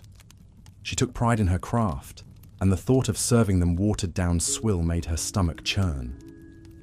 But what choice did she have? It was either adulterate her brew or risk losing everything she had worked so hard to build. With a heavy heart, Agnes began to serve her customers, watching as they eagerly quaffed down the subpar ale, their faces contorting in disappointment as they realized that something was amiss. Some grumbled under their breath, while others outright complained, demanding to know what had happened to the usually stellar brew. Agnes did her best to deflect their questions and assuage their concerns, but the guilt continued to gnaw at her. She knew that her actions were wrong, but in a world where survival was a daily struggle, sometimes compromises had to be made. As the night wore on and the crowd began to thin, Agnes finally allowed herself a moment to breathe. She surveyed the empty jugs and the meagre pile of coins on the counter, a bitter reminder of the harsh realities of her trade. With a weary sigh, she began to clean up, her mind already racing with worries about how she would make ends meet in the days to come. For Agnes and countless other alewives like her, the struggle to survive in a world of scarcity and hardship was a constant battle. Each day brought new challenges and difficult choices, and the line between right and wrong often blurred in the face of desperation. But still, they persevered, driven by the hope that someday, somehow, their hard work and sacrifice would pay off, and they would finally know the taste of a better life. In the grand halls of a medieval palace, a royal cook named Guillaume scurried about the kitchen, his brow furrowed in concentration as he oversaw the preparations for the evening's lavish feast. Guillaume was a master of his craft, renowned throughout the land for his ability to create culinary masterpieces that dazzled the senses and left even the most discerning palates in awe. As he moved from station to station, barking orders and sampling sauces, Guillaume couldn't help but feel a sense of pride at the opulence and extravagance that surrounded him. The kitchen was a hive of activity, with scullery maids and kitchen boys scurrying to and fro, their arms laden with the finest ingredients from across the realm. There were plump capons and succulent roasts, their skins glistening with honey and spices, mountains of fresh fruits and vegetables, their colours so vibrant they seemed to leap off the platters, and delicate pastries and confections, each one a work of art in its own right. It was a true testament to the wealth and power of the royal court, and Guillaume revelled in his role as the mastermind behind it all. But even as he basked in the glory of his creations, Guillaume couldn't shake the unease that gnawed at the back of his mind. He knew all too well the stark contrast between the lavish feasts he prepared for the nobility and the meagre scraps that passed for meals among the common folk. It was a divide that troubled him deeply, though he knew that to speak out against it would be to risk everything he had worked so hard to achieve. As the final preparations were made and the first course was served, Guillaume watched from the shadows as the nobles took their seats, their faces alight with anticipation. He saw the way their eyes widened in delight as they tasted his creations, the appreciative murmurs and nods of approval that rippled through the crowd. For a moment, he allowed himself to bask in the satisfaction of a job well done. But as the night wore on and the revelry grew more boisterous, Guillaume couldn't shake the growing sense of unease that tugged at his heart. He thought of the countless hungry mouths beyond the palace walls, the gaunt faces and hollow eyes of those who had never known the pleasure of a full belly. As the last of the dishes were cleared away and the nobles retired to their chambers, their stomachs groaning with the excesses of the feast, Guillaume finally allowed himself a moment to rest. He slumped against the kitchen wall, his eyes closed, and his heart heavy with the weight of the injustices he had witnessed. In that moment, he couldn't help but wonder what it would be like to live in a world where food was not a privilege reserved for the few, but a basic right afforded to all. He knew that such a world was little more than a dream, a fantasy as distant and unattainable as the stars themselves. But still, he couldn't help but hope that someday, somehow, things might change, and the plenty he created in the palace kitchens might find its way to those who needed it most. Until then, Guillaume knew that he would continue to ply his trade, his hands forever stained with the guilt of the plenty he created and the poverty he helped perpetuate. It was a burden he would carry with him always, a constant reminder of the cruelty and inequality that lay at the heart of the medieval world. As we have journeyed through the annals of medieval history, exploring the harsh realities and cruel inequities that define the era's food culture, it is impossible not to feel a sense of gratitude for the relative abundance and variety that we enjoy in the modern age. The struggles and hardships faced by our ancestors, from the lowliest serf to the most skilled artisan, serve as a poignant reminder of just how far we have come in our quest to ensure that all people have access to the basic necessities of life. But even as we celebrate the progress we have made, it is important to remember that the spectre of hunger and malnutrition still looms large in many parts of the world. Even in the midst of plenty, there are still those who go to bed with empty stomachs and aching hearts, their dreams haunted by the same cruel inequalities that plagued the medieval world. As we reflect on the lessons of the past and the challenges of the present, it is clear that the fight for food justice is one that is far from over.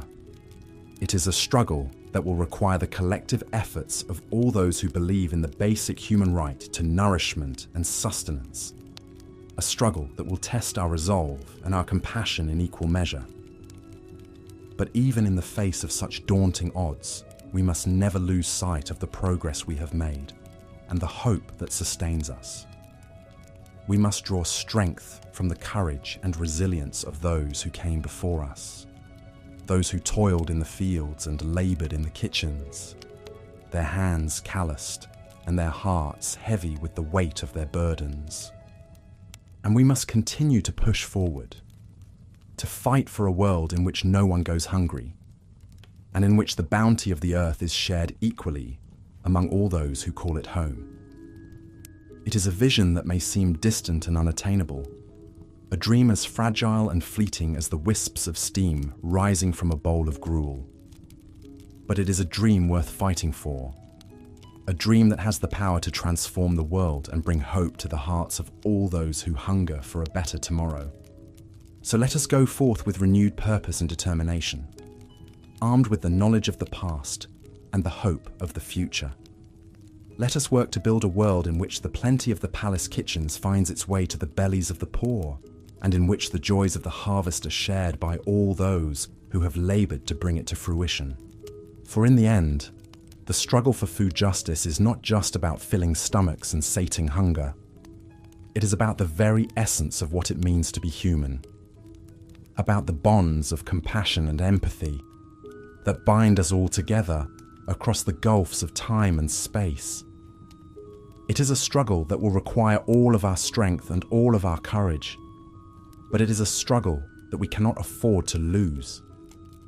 So let us go forth with open hearts and willing hands, ready to do our part in the great work of building a world in which all people can know the simple joy of a full belly and a contented smile. For in that world, the legacy of the medieval food culture will not be one of scarcity and deprivation, but one of abundance and hope, a testament to the enduring power of the human spirit to overcome even the darkest of times.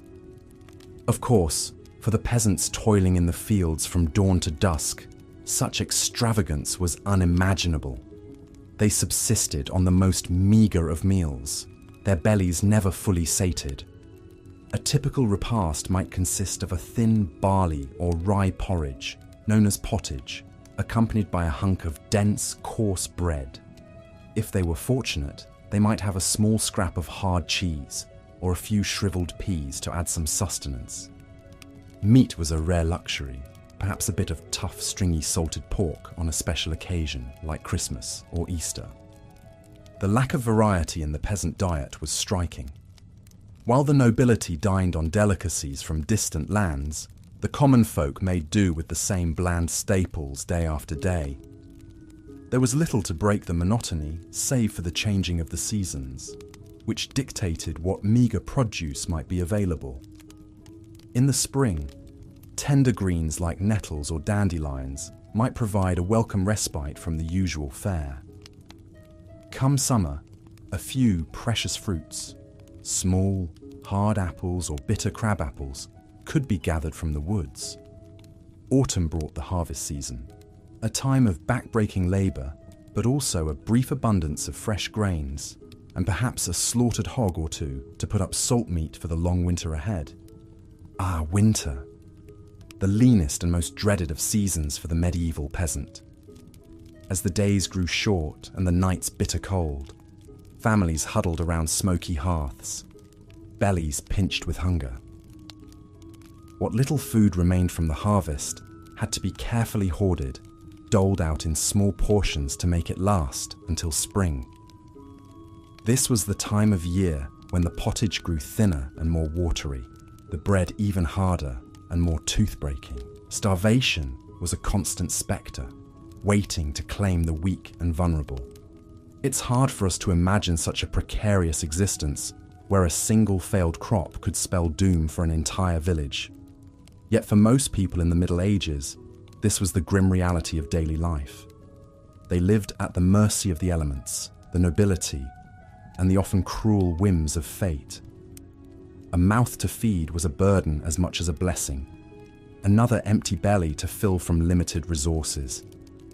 Even those slightly higher up the social ladder, like skilled craftsmen or prosperous freemen, rarely enjoyed much better fare than their poorer neighbours. A bowl of pottage might be enriched with a bit of precious butter or a scrap of meat. But the fundamental monotony remained. The same could be said for the monks in their abbeys and monasteries. While they generally ate better than the laity, subsisting on bread, cheese, fish, and ale, their diet was still quite Spartan by modern standards. Rich spices and exotic ingredients were reserved for the tables of the nobility.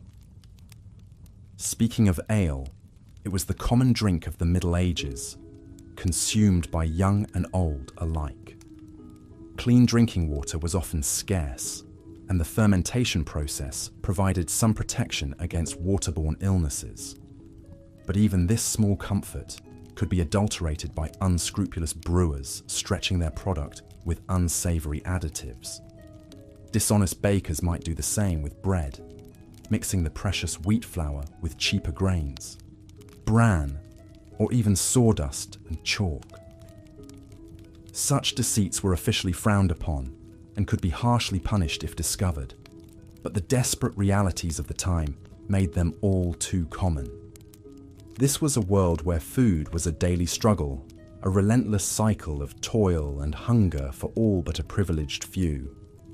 The nobles in their grand halls, dining on elaborately prepared dishes and fine wines, seemed to inhabit an entirely different plane of existence from the grimy, half-starved peasants working their lands. It was a stark divide, one that bred resentment and sometimes open rebellion. But more often, it bred a sort of grim resignation, an acceptance that this was simply the way things were.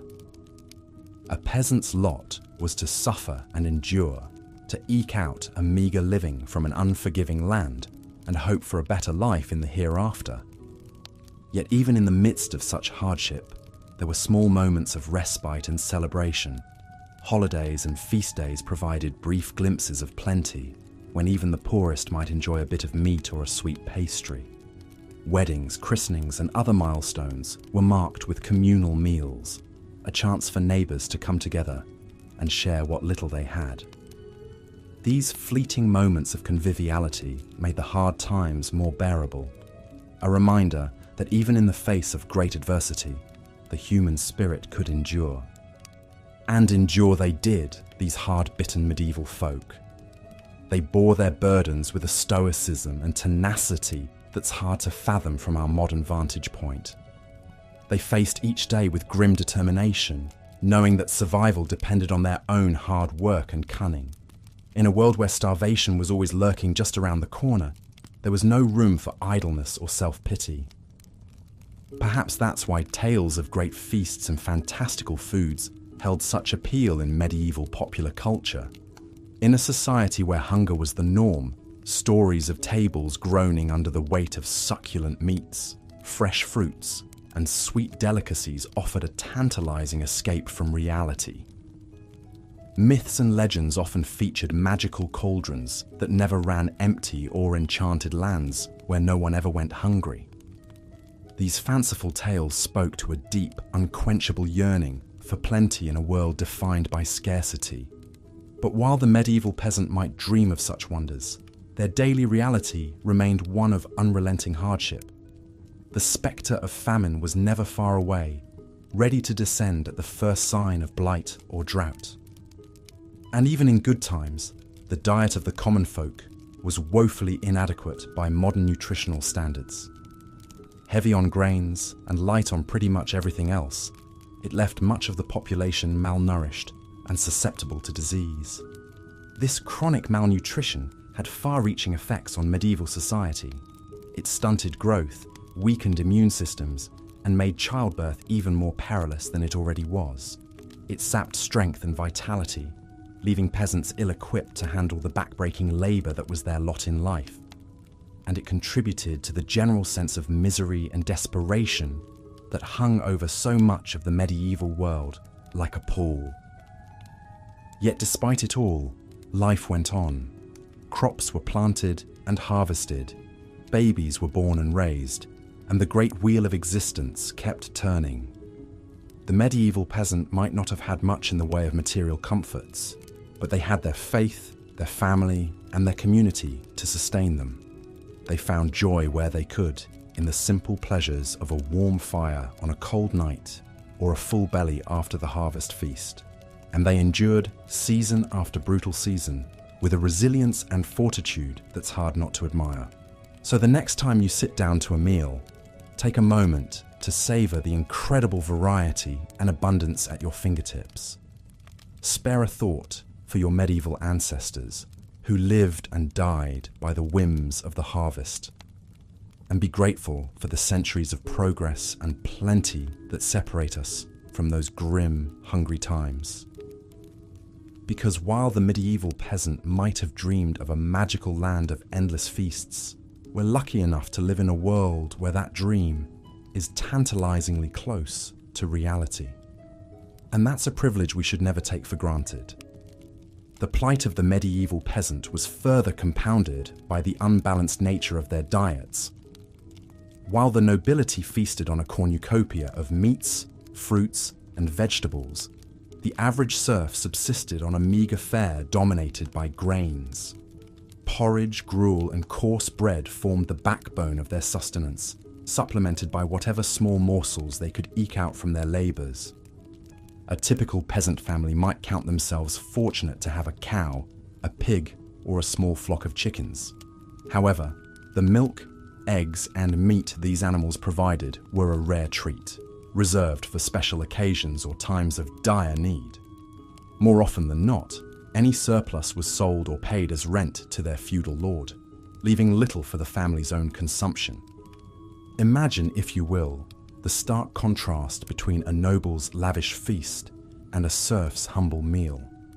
In the great hall of the castle, the tables groan under the weight of roasted meats, savoury pies, exotic fruits, and fine cheeses. The air is filled with the aroma of saffron, cinnamon, and cloves, as richly attired lords and ladies dine with gusto. Meanwhile, in the cramped hovel of a peasant family, a pot of thin gruel bubbles over the fire. The mother carefully portions out the meagre serving, ensuring each member of the family receives just enough to stave off the gnawing hunger in their bellies. The children's eyes widen at the sight of a small crust of bread, a precious addition to their usual fare. The unbalanced nature of the peasant diet took a heavy toll on their health. Malnutrition was rampant, weakening the immune system and leaving the population vulnerable to disease. Scurvy, caused by a lack of vitamin C, was a common affliction, leading to bleeding gums, loose teeth, and eventually death if untreated. In times of famine, known as seasons of dearth, the situation became even more dire. Crop failures due to drought, flooding, or pests could spell disaster for entire regions. With no reserves to fall back on, peasant families were left to starve, their weakened bodies succumbing to hunger and disease. One particularly harrowing tale comes from the chronicler Henry of Livonia, who described a famine in the early 13th century. He wrote of peasants driven to such desperation that they resorted to eating dogs, cats, and even the corpses of the dead. While such extreme measures were rare, they serve as a grim reminder of the precarious nature of life for the medieval peasantry. The unequal distribution of food in medieval society was a stark reflection of the rigid class hierarchy that defined the era. While the nobility enjoyed a varied and plentiful diet, the vast majority of the population lived on the brink of starvation, their meals a monotonous and meagre affair. This disparity would persist for centuries, with only gradual improvements in agricultural techniques and social reforms slowly narrowing the gap. As we continue our journey through the culinary landscape of the Middle Ages, we turn our attention to another scourge that plagued the populace: adulterated food and drink. In a time before strict regulations and quality control, unscrupulous merchants and producers often resorted to cutting corners and deceiving their customers in the name of profit. One common target for adulteration was bread, a staple of the medieval diet. Bakers, seeking to stretch their meagre supplies of flour, would mix in a variety of unsavory additives. Ground acorns, chalk, sawdust, and even ground bones were among the fillers used to bulk up the loaves. The resulting bread was often dense, gritty, and lacking in both flavour and nutrition. Ale and wine, the favoured drinks of the era, were also subject to tampering. In a time when clean drinking water was often scarce, these fermented beverages were seen as a safer alternative. However, unscrupulous brewers and vintners would often water down their products to increase their profits, resulting in weak, insipid drinks that did little to quench the thirst or lift the spirits. The story of Agnes, the alewife, illustrates the temptation to adulterate one's wares. Agnes, a widow struggling to make ends meet, relied on the meagre profits from her small brewing operation to support herself and her children. One particularly lean year, with the price of grains soaring and her customers dwindling, Agnes made the fateful decision to water down her ale, stretching her limited supply to sell more volume. At first, her deception went unnoticed, and Agnes breathed a sigh of relief as the coins clinked into her purse.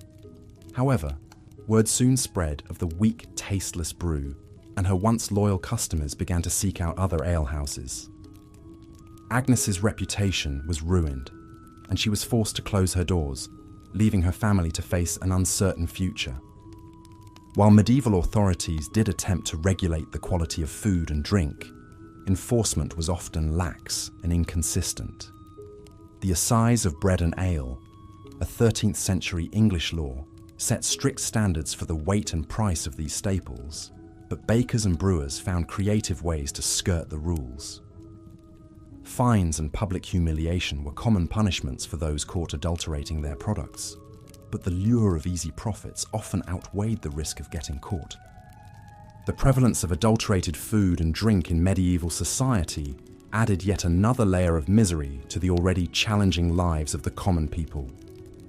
Not only were their diets monotonous and nutritionally deficient, but they also had to contend with the constant threat of being cheated or sickened by unscrupulous producers.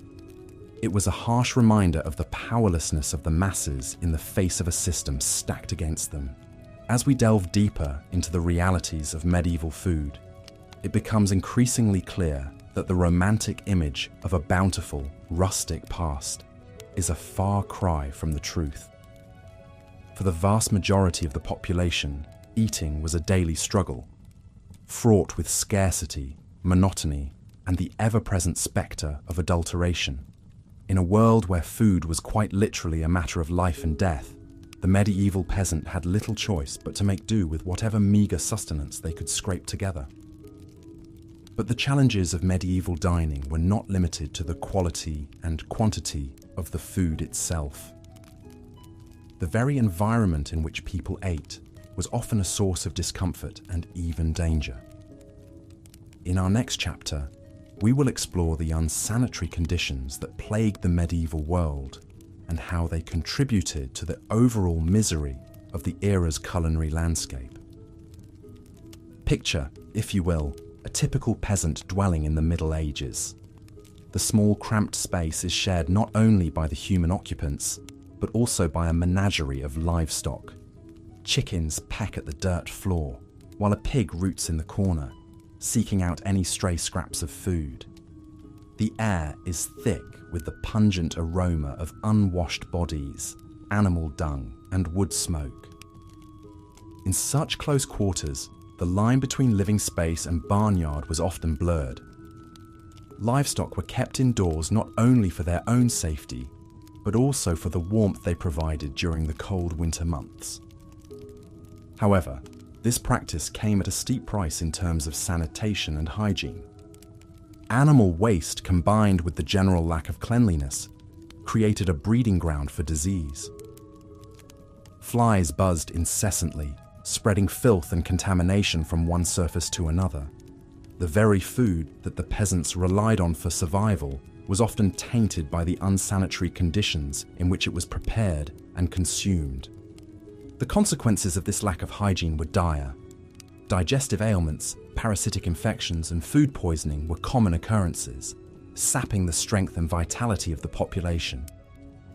Even the highest echelons of society were not immune to the dangers of contaminated food, as the story of King John of England illustrates. In the year 1216, King John was on the move, campaigning against rebel barons who sought to limit his power. During a stay at the town of Lynn, he indulged in a feast of peaches, a rare treat for the time. However, unbeknownst to the king, the peaches had been improperly stored and had begun to rot. Consumed by hunger and a love of exotic fruits, John ate his fill, only to fall violently ill shortly thereafter. Racked by dysentery and fever, the king's health rapidly deteriorated. He pressed on with his campaign, but his weakened state left him vulnerable to the elements. Crossing the treacherous tidal flats of the Wash, John's baggage train was lost to the rising waters, taking with it his crown jewels and other treasures. The king himself narrowly escaped with his life, but his days were numbered.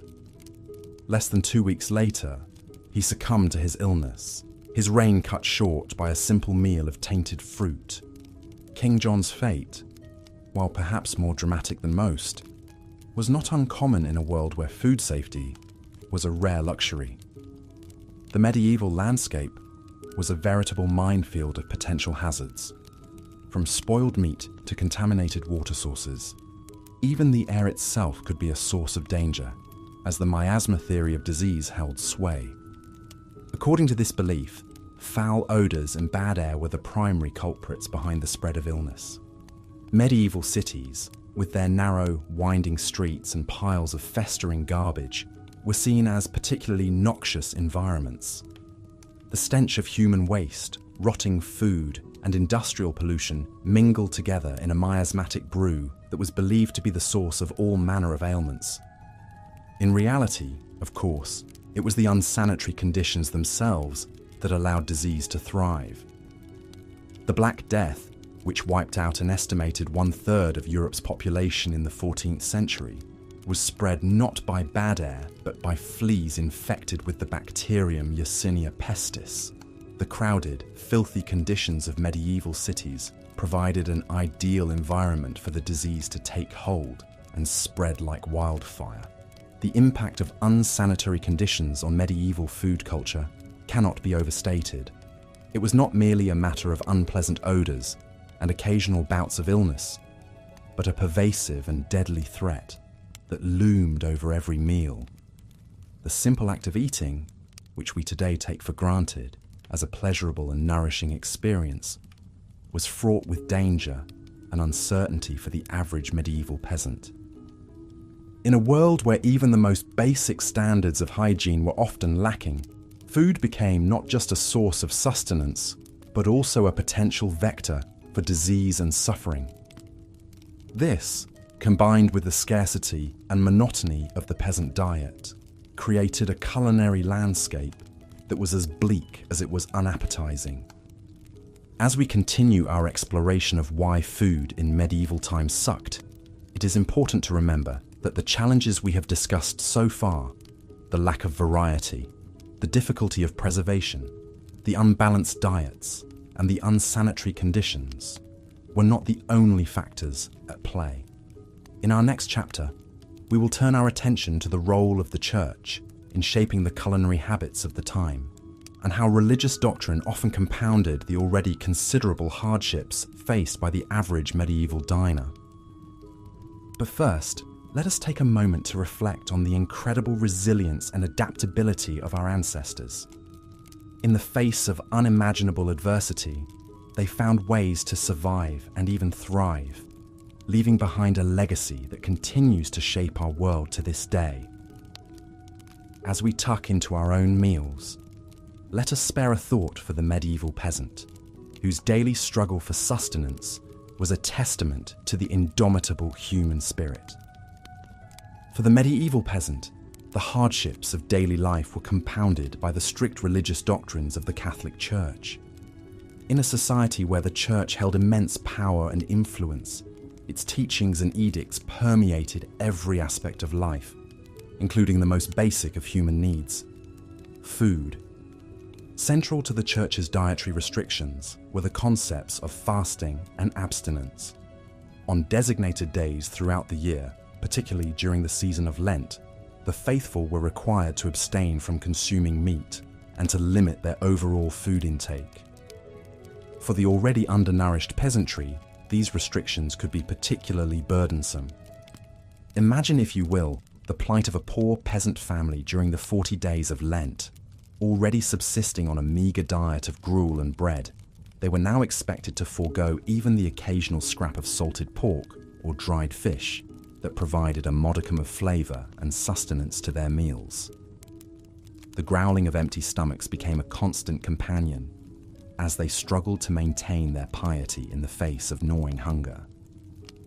The story of John and Matilda, a fictional but all too typical peasant couple, illustrates the hardships faced by many during this time. With a small plot of land and a few scrawny chickens, they barely managed to feed themselves and their 3 children during the best of times.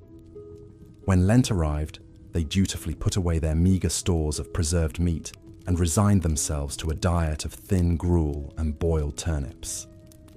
As the days wore on, their energy flagged and their tempers frayed. The children, too young to understand the reasons behind their deprivation, cried incessantly from hunger. John, a devout man, struggled to maintain his faith in the face of such hardship, while Matilda secretly dreamed of the savoury stew she would make when Lent was finally over. The couple's plight was not unique. Across the land, peasant families faced similar struggles, their already meagre diets further restricted by the dictates of the church. Some, driven by desperation, resorted to poaching in the royal forests, risking severe punishment if caught. Others simply went without, their bodies weakening and their spirits breaking under the weight of their devotion. While the intentions behind the church's dietary restrictions were ostensibly noble, to encourage spiritual reflection and penance, their impact on the peasantry was often dire. In a society already plagued by scarcity and inequality, the added burden of religious fasting could be the difference between life and death. Yet even in the midst of such hardship, there were glimmers of hope and compassion. Monasteries and abbeys, with their vast land holdings and well-stocked larders, often served as a source of food aid for the poor.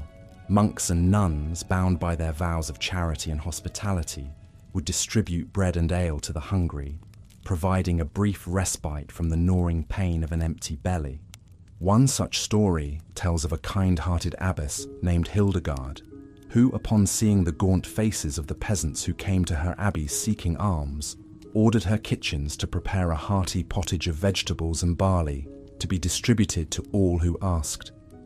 The grateful recipients, their spirits lifted by this unexpected act of kindness, returned to their homes with renewed strength and a glimmer of hope in their hearts. Such acts of compassion, however, were all too rare in a world where the divide between rich and poor was vast and unyielding. The church, for all its teachings of love and charity, was often complicit in maintaining the rigid social hierarchy that kept the peasantry in a state of perpetual poverty and hunger. As we reflect on the role of religion in shaping the culinary landscape of medieval Europe, it is important to recognize the complex interplay of faith, power, and social inequality that defined the era. For the peasantry, food was not merely a matter of sustenance, but a daily reminder of their place in a world where even the most basic of human needs could be subject to the whims of the powerful. In our final chapter, we will explore the concept of the medieval feast and how it served as a stark contrast to the daily realities faced by the common people. Through the lens of this lavish display of wealth and abundance, we will come to understand the true depths of the inequality that defined the era and the ways in which food served as both a source of nourishment and a symbol of social division. But first, let us pause for a moment and imagine ourselves in the place of the medieval peasant, their hunger a constant companion, and their faith tested by the unyielding dictates of the church. In their struggles and their resilience, we may find a deeper appreciation for the abundance and choice that we so often take for granted in our own lives. As we have seen, the life of a medieval peasant was one of constant hardship and deprivation, with food being a daily struggle rather than a source of pleasure or comfort. Yet, in stark contrast to this bleak reality, there existed another world entirely, that of the royal feast. In the great halls of castles and palaces, the nobility would gather to indulge in lavish banquets that were a far cry from the meagre fare of the common people. These feasts were not just a display of wealth and power, but also a symbol of the vast chasm that existed between the ruling class and the masses. Imagine, if you will, the scene of a grand medieval feast. The great hall is lit by the flickering light of countless candles, their warm glow illuminating the rich tapestries and gleaming silver that adorn the walls. The tables are laden with a vast array of dishes, each more sumptuous than the last. At the center of the table sits a magnificent roasted boar, its crisp, golden skin glistening with fat. Surrounding it are platters of roasted fowl, their succulent flesh stuffed with exotic spices and herbs. There are pies filled with tender game, their flaky crusts hiding a treasure trove of savory delights. And everywhere, there are fruits and vegetables of every hue, their vibrant colors a testament to the bounty of the land. Presiding over this opulent display is the royal cook, a master of his craft who has spent days preparing for this grand occasion. He has scoured the countryside for the finest ingredients, sourcing the freshest meats and... Part 4. Adulterated food and drink. In the dimly lit, cramped streets of a medieval town, a baker named Alric wiped the sweat from his brow as he toiled over his latest batch of bread. The harvest had been meagre this year, and grain prices were soaring. To make ends meet, Alric had resorted to secretly stretching his dough with fillers like ground acorns, sawdust, and even chalk. It was a common practice among unscrupulous bakers looking to maximize their profits, even if it meant compromising the quality and safety of their bread. As Alric worked, his mind wandered to the alewife down the street, who was known for watering down her brew to make it last longer. In a world where clean drinking water was often scarce, ale and wine were the beverages of choice for most people. However, this also meant that the quality of these drinks was often questionable at best. In larger cities, the authorities did attempt to regulate the food and drink trade to some extent. Ale tasters were employed to ensure that brews met a certain standard, and bakers found to be adulterating their bread could face fines or even public humiliation. In London, for example, dishonest bakers might be dragged through the streets on a hurdle with their substandard loaves hung around their necks. However, these regulations were often poorly enforced, and the punishments were not always a sufficient deterrent. Many bakers and brewers simply saw the fines as a cost of doing business and continued to cut corners wherever they could. For the average person, this meant that the food and drink they consumed were often of dubious quality. Bread that was supposed to nourish them might instead be filled with inedible or even harmful substances. Ale that was meant to quench their thirst might be so watered down that it provided little refreshment. It was just another hardship in a life already filled with challenges and uncertainties. As Alric pulled his latest batch of bread from the oven, he couldn't help but feel a twinge of guilt. He knew that his customers trusted him to provide them with honest, wholesome food. But in a world where survival often meant cutting corners and bending the rules, he felt he had little choice. He could only hope that his small deceptions went unnoticed and that his bread would provide some small comfort to those who ate it, even if it wasn't quite what it seemed. Part 5. Unsanitary conditions. In the year 1216, King John of England sat down to a lavish meal after a long day of hunting. As was customary, he was presented with a variety of dishes, including fruit, meat, and sweetmeats. However, unbeknownst to the king, the peaches he consumed that day were spoiled, likely due to improper storage and handling. Shortly after the meal, John fell violently ill with dysentery, a disease that would ultimately claim his life. While the exact cause of King John's death has been debated by historians, his story illustrates a stark reality of medieval life. Unsanitary conditions were rampant, and they took a serious toll on people's health and well-being. In many medieval households, livestock were often kept inside the home for warmth and safety. While this arrangement provided some comfort and security, it also meant that homes were constantly contaminated with animal waste and vermin. Fleas, lice, and rats were common companions, spreading disease and making life miserable for the home's human occupants. The situation was even worse in medieval cities, where garbage and human waste were often simply dumped into the streets or nearby rivers. With no understanding of germ theory or the importance of hygiene, people lived in close proximity to filth and squalor, creating the perfect breeding ground for disease. The consequences of these unsanitary conditions were severe. Dysentery, like that which killed King John, was a common killer, spread through contaminated food and water.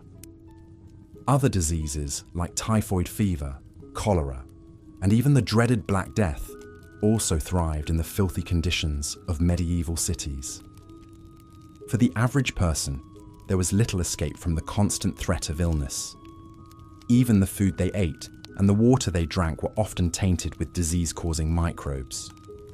In a world without antibiotics or modern medical knowledge, even a minor infection could quickly become life-threatening.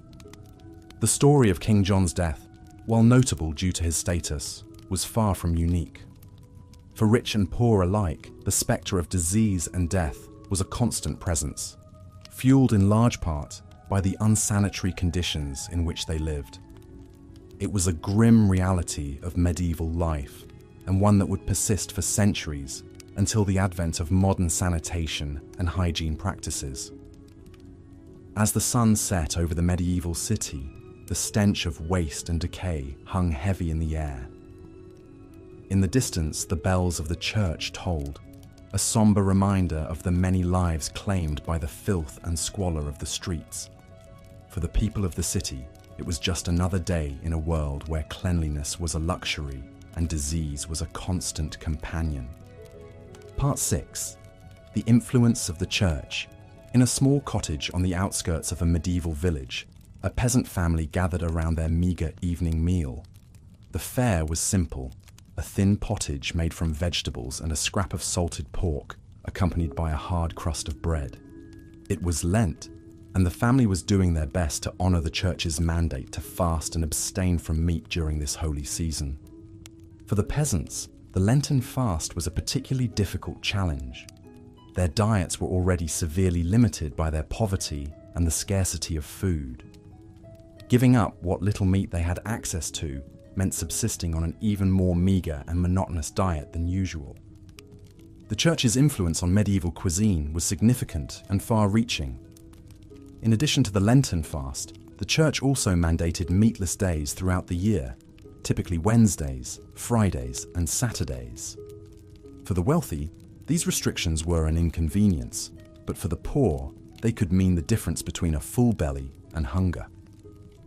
Despite the hardships imposed by the church's dietary rules, there were some small consolations. Monasteries and abbeys often provided food aid to the hungry as a form of charity.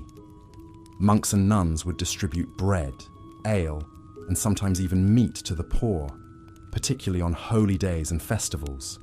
However, this charity was not always enough to alleviate the suffering of the peasantry. In times of extreme scarcity, some peasants resorted to poaching game from the royal forests, risking severe punishments if caught. The church, in collaboration with the secular authorities, strictly enforced these hunting bans, viewing poaching as a sin against God and a crime against the king. As the peasant family finished their meager Lenten meal, they bowed their heads in prayer, thanking God for what little they had. They knew that the fast would not last forever, and that Easter would bring a brief respite from the monotony and scarcity of their diet. But they also knew that the church's influence on their daily lives would continue long after Lent had ended. The cycle of fasting and feasting, of scarcity and abundance, was woven into the very fabric of medieval life, shaping not only what people ate, but how they lived and worshipped. In the grand cathedrals and humble parish churches, the priests preached the virtues of fasting and self-denial. But for the peasants, these virtues were not a choice, but a necessity. They lived their lives in the shadow of the church, their stomachs growling with hunger as they prayed for a better world to come. Part 4. Adulterated food and drink. Even when food was available, there was no guarantee it would be wholesome or pure. In a world without industry regulations or safety standards, deception and corner cutting ran rampant. Imagine the plight of the humble baker, eking out a living by selling his bread to the townsfolk. Desperate to stretch his meager supply of flour, he might resort to mixing in fillers like ground acorns, sawdust, or even chalk. While these additives may have bulked up the loaves, they certainly didn't make for a nutritious or appetizing meal. The bakers weren't the only culprits, though. Unscrupulous brewers and vintners were notorious for watering down their wares to maximize profits. In a time when clean drinking water was often scarce, people relied on ale and wine to quench their thirst, but the alcohol content of these beverages was often much lower than advertised, leaving the drinker unsatisfied and still parched. Picture an alewife in a bustling town, surrounded by thirsty patrons clamoring for a pint. She ladles out the weak, watery brew with a guilty conscience, knowing that she's cheating her customers. But what choice does she have?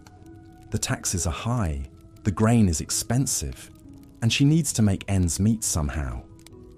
She silently thanks the heavens that most of her clientele are already too drunk to notice the deception. It wasn't all selfish greed driving these acts of food fraud, though. In a society plagued by scarcity and hunger, many people simply couldn't afford to be picky.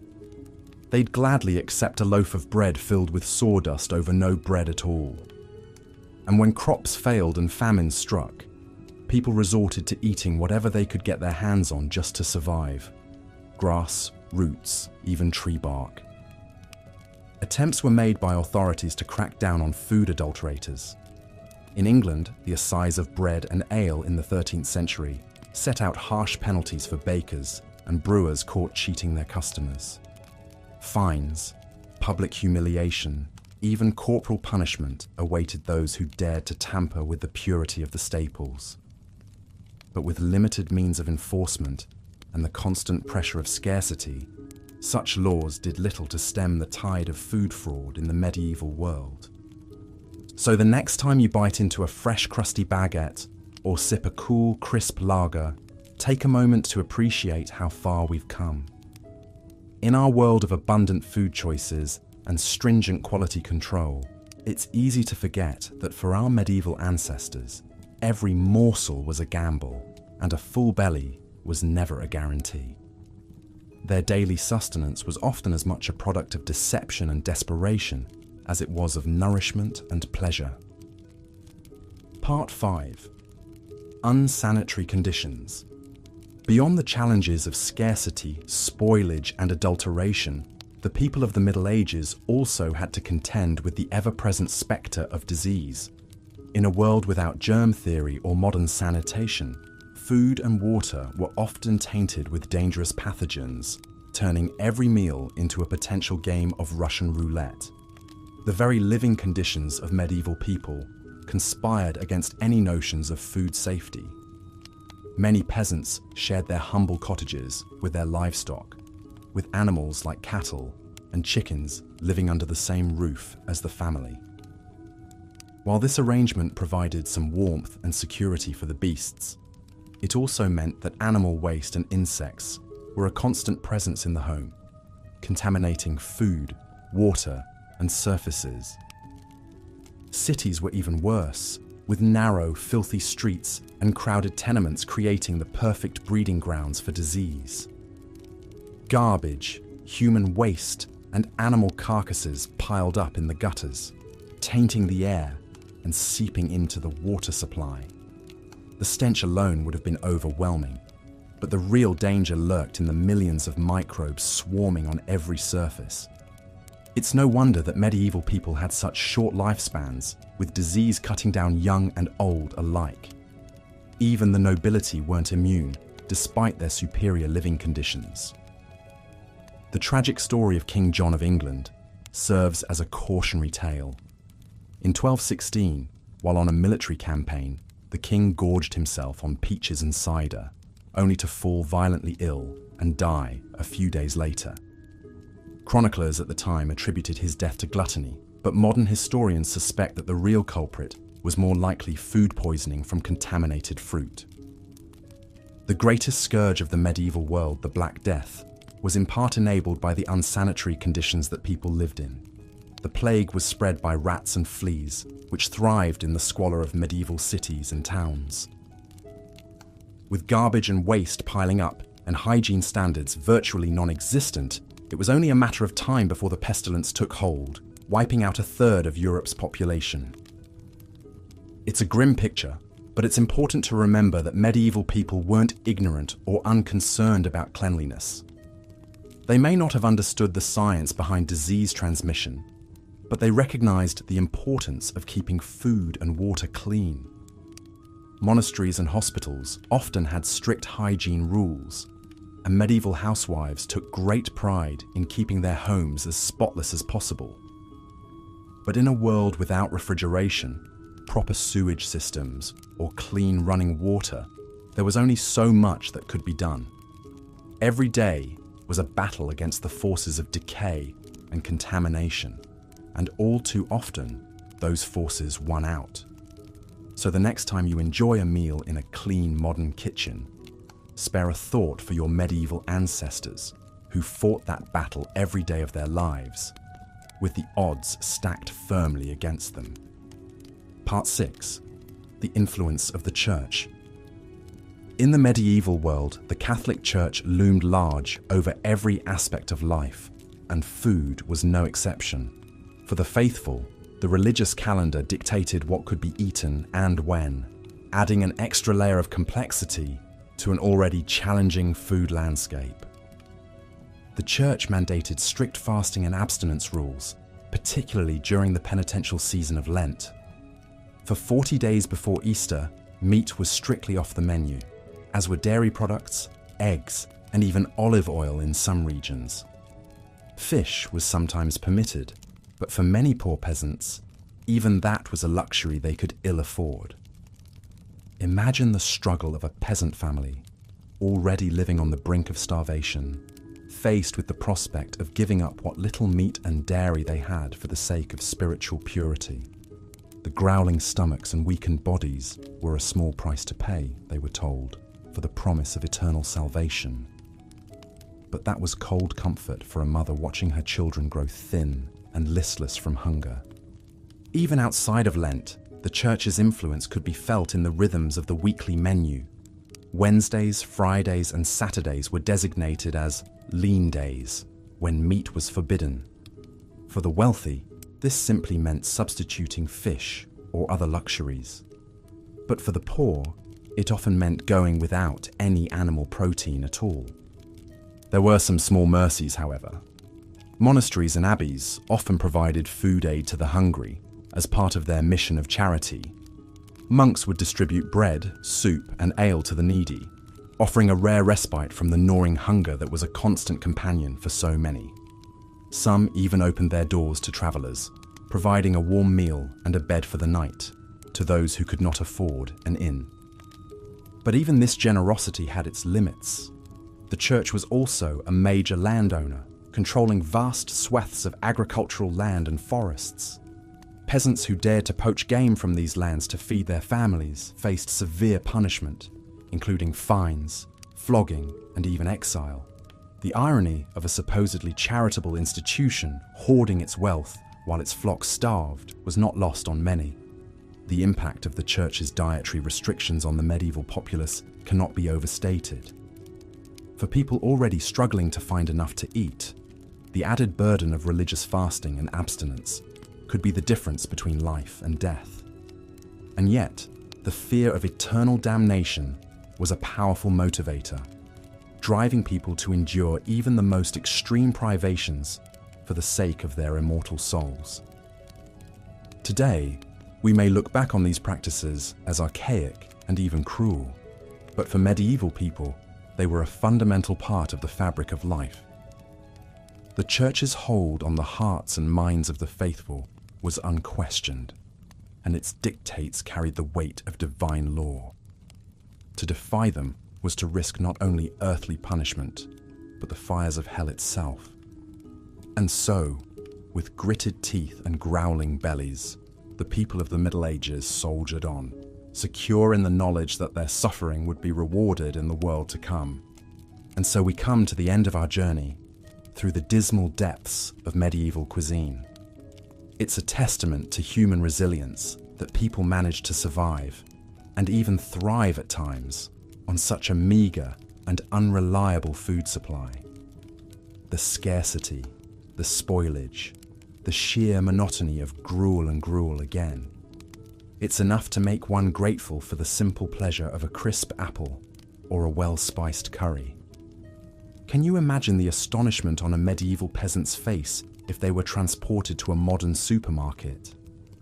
The gleaming aisles packed with more food than a king's banquet hall, the rainbow of fresh fruits and vegetables in the produce section, the fragrant loaves of bread that would have seemed like manna from heaven to a hungry serf, and the sheer abundance of it all, enough food to feed a village, all under one roof. Of course, we still face challenges in our modern food system. Inequality, waste, environmental degradation. These are all issues that we must grapple with. But we have also made incredible strides since the days of rancid meat pies and turnip gruel. We have a greater understanding of nutrition, of food safety, of the importance of variety and balance in our diets. We have the ability to preserve and transport food across great distances, to enjoy flavors from around the world in our own kitchens. So the next time you sit down to a meal, take a moment to savor it. Appreciate the complex interplay of flavors, the freshness of the ingredients, the skill of the preparation, and spare a thought for our medieval ancestors who endured so much hardship and hunger in the face of such scarcity. And with that, we come to the end of our boring history of medieval food. I hope it has provided some interesting context to your understanding of the past, and perhaps even lulled you into a peaceful slumber. If you enjoyed this video, please consider giving it a like and subscribing to the channel for more soporific historical content. Until next time, sweet dreams.